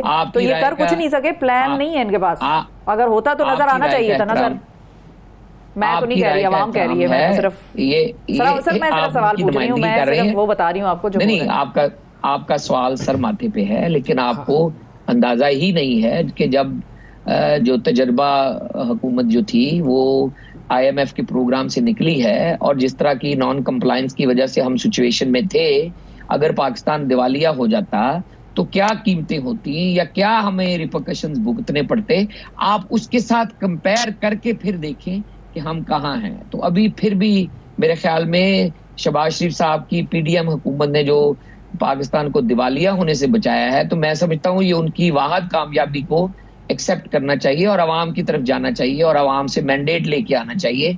जो तब्दीलियां, जो रिफॉर्म्स, जो इस्लाहात आप लाना चाहते हैं, उसके लिए आवाम से मैंडेट लेके आए और वो तब्दीलियां लेके आए। और उसमें ये तब्दीली भी शामिल होनी चाहिए कि इलेक्टेड हुकूमत को गिराने का गैर आईनी तरीका कोई नहीं होगा। ये नहीं होगा कि आप कैमोफ्लेज करें और PTV और पार्लियामान के दरवाजे तोड़ दें और अंदर घुस के कहें कि जी वजीर आजम को निकाल बाहर करें, या ट्विच ऑफ ए हैंड के ऊपर सुप्रीम कोर्ट के जजेस जो हैं वजीर आजम को, मुंतखब वजीर आजम को घर भेज दें। तो ये वो चीजें हैं जिसके लिए आवाम तारीख तय हो गई है। मेरे ख्याल में इसका ताल्लुक इलेक्शन की डेट से होगा। जैसे ही इलेक्शन की डेट अनाउंस होगी, मियां साहब जो है वापसी का सफर बांध लेंगे। आगे पीछे हो सकता है, लेकिन अभी तक तो अक्टूबर की डेट दी गई है कि अक्टूबर में मियां साहब वापसी का प्लान कर रहे हैं और इंशाल्लाह ताला उम्मीद रखनी चाहिए कि इसी के ऊपर वैसे मियां साहब का सर क्विकली ये बताइए, उनको क्या लगता है इलेक्शन वो कब तक देख रहे हैं? जाहिर है हर एक सियासतदान का अपना भी एक अंडरस्टैंडिंग, एक रीडिंग होती है। मियां साहब को क्या लग रहा है इलेक्शन कब होंगे? देखिए, मियां साहब तो पहले ही इलेक्शन में जाना चाहते थे जब इमरान खान साहब ने असम्बलियां तोड़ी थी। अब भी उनका यही मौक़िफ़ है कि वो जल्दी से जल्दी इलेक्शन हो, लेकिन मारूजी हालात पाकिस्तान के इस तरह के हैं कि अब ये चीज़ें इलेक्शन कमीशन ने तय करनी है और इलेक्शन कमीशन और सरकार ये तय करेगी कि कब वो इस पोजीशन में है कि इलेक्शन करवा सके। होने जल्द से जल्द चाहिए और 90 डेज का जो मैंडेटेड कॉन्स्टिट्यूशनल मैंडेट है उसके अंदर ही होने चाहिए। लेकिन अगर आगे पीछे होते हैं जिसमें कहा जा रहा है कि हल्का बंदियां और मरदमशुमारी जो है उसके मुताबिक होंगे, तो शायद 1-2 महीने आगे पीछे हों, लेकिन मेरे ख्याल में इलेक्शन जल्द से जल्द होने चाहिए। और अगर इलेक्शन जो है जो ड्यू डेट बता रहे हैं उसके मुताबिक होते हैं तो मियां नवाज शरीफ साहब इलेक्शन के पहले पाकिस्तान आ जाएंगे और इलेक्शन की जो कैंपेन है उसको लीड करेंगे इंशाल्लाह। थैंक यू जी, बहुत शुक्रिया अदा करेंगे। बैरिस्टर अमजद प्रसाद मौजूद थे, चीफ कोऑर्डिनेटर नून लीग लंदन। और बस इलेक्शन का ऐलान होने की देर है और उसके बाद नवाज शरीफ साहब इंशाल्लाह पाकिस्तान पहुंच जाएंगे। नाजरीन, ये था हमारा आज का प्रोग्राम। आपसे इजाज़त लेंगे, लेकिन जाने से पहले आपको कुछ मौसीकी की तरफ लेकर जाते हैं। रबाब जो एक इंस्ट्रूमेंट है उसके बारे में लोग अक्सर सोचते हैं भाई कैसे बजाया जाता है, कितने लंबे अरसे में सीखा जा सकता है और बनता कैसे है। तो आपको आज हम ये दिखाएंगे कि रबाब की बनने की जो सारा प्रोसेस है वो क्या है। और हमारे साथ जीशान काकाखेल साहब मौजूद हैं पेशावर से, वो हमें दिखाएंगे और समझाएंगे कि रबाब बनाते कैसे। रबाब को पश्तो मौसीकी में सुरों का बादशाह कहा जाता है। मीठी मौसीकी तख्लीक करने वाले इस आला मौसीकी की तैयारी एक मुश्किल काम है। तूत और शहतूत की लकड़ी से तैयार होने वाले रबाब की लंबाई 26 से 32 इंच तक होती है, जो 19 से 26 तारों पर मुश्तमिल होता है। इनमें जिस तार को भी जब छेड़ा जाता है तो एक अलग सुर की तख्लीक होती है। तख्ता है ये ठीक हो, कंप्लीट हो, लकड़ी जो है वो तूत की हो और लेवल में उसके मसला ना हो, तो वो रबाब लेने में कोई मसला नहीं। अगर वो कम प्राइस में भी है तो वो भी ठीक है। पेशावर में अहमद जो चांद उस्ताद के नाम से जाना जाता है का शुमार इन माहिर कारीगरों में होता है, जिसके बनाए गए रबाब पाकिस्तान ही नहीं अफगानिस्तान, मिडिल ईस्ट और यूरोप में भी पसंद किए जाते हैं। उन्हें एक रबाब बनाने के लिए 1 माह का अरसा दरकार होता है, इसलिए तो इस मेहनत तलब काम का मुआवजा 15,000 से 1 लाख रुपए तक होता है। मगर इससे तख्लीक होने वाली मौसीकी देखकर इस आले की ये कीमत बहुत कुछ नहीं। सुरों के बादशाह रबाब की बहुत सी अकसाम हैं, मगर सबसे ज्यादा सादा रबाब ही पसंद किए जाते हैं, जो क्लासिकी मौसीकी ही नहीं जदीद मौसीकी में वो मिठास घोल लेता है कि अकल दंग रह जाती है। कैमरामैन नियाज अली के साथ जिशान का खेल, 92 न्यूज़, पेशावर। सुबह सवेरे पाकिस्तान।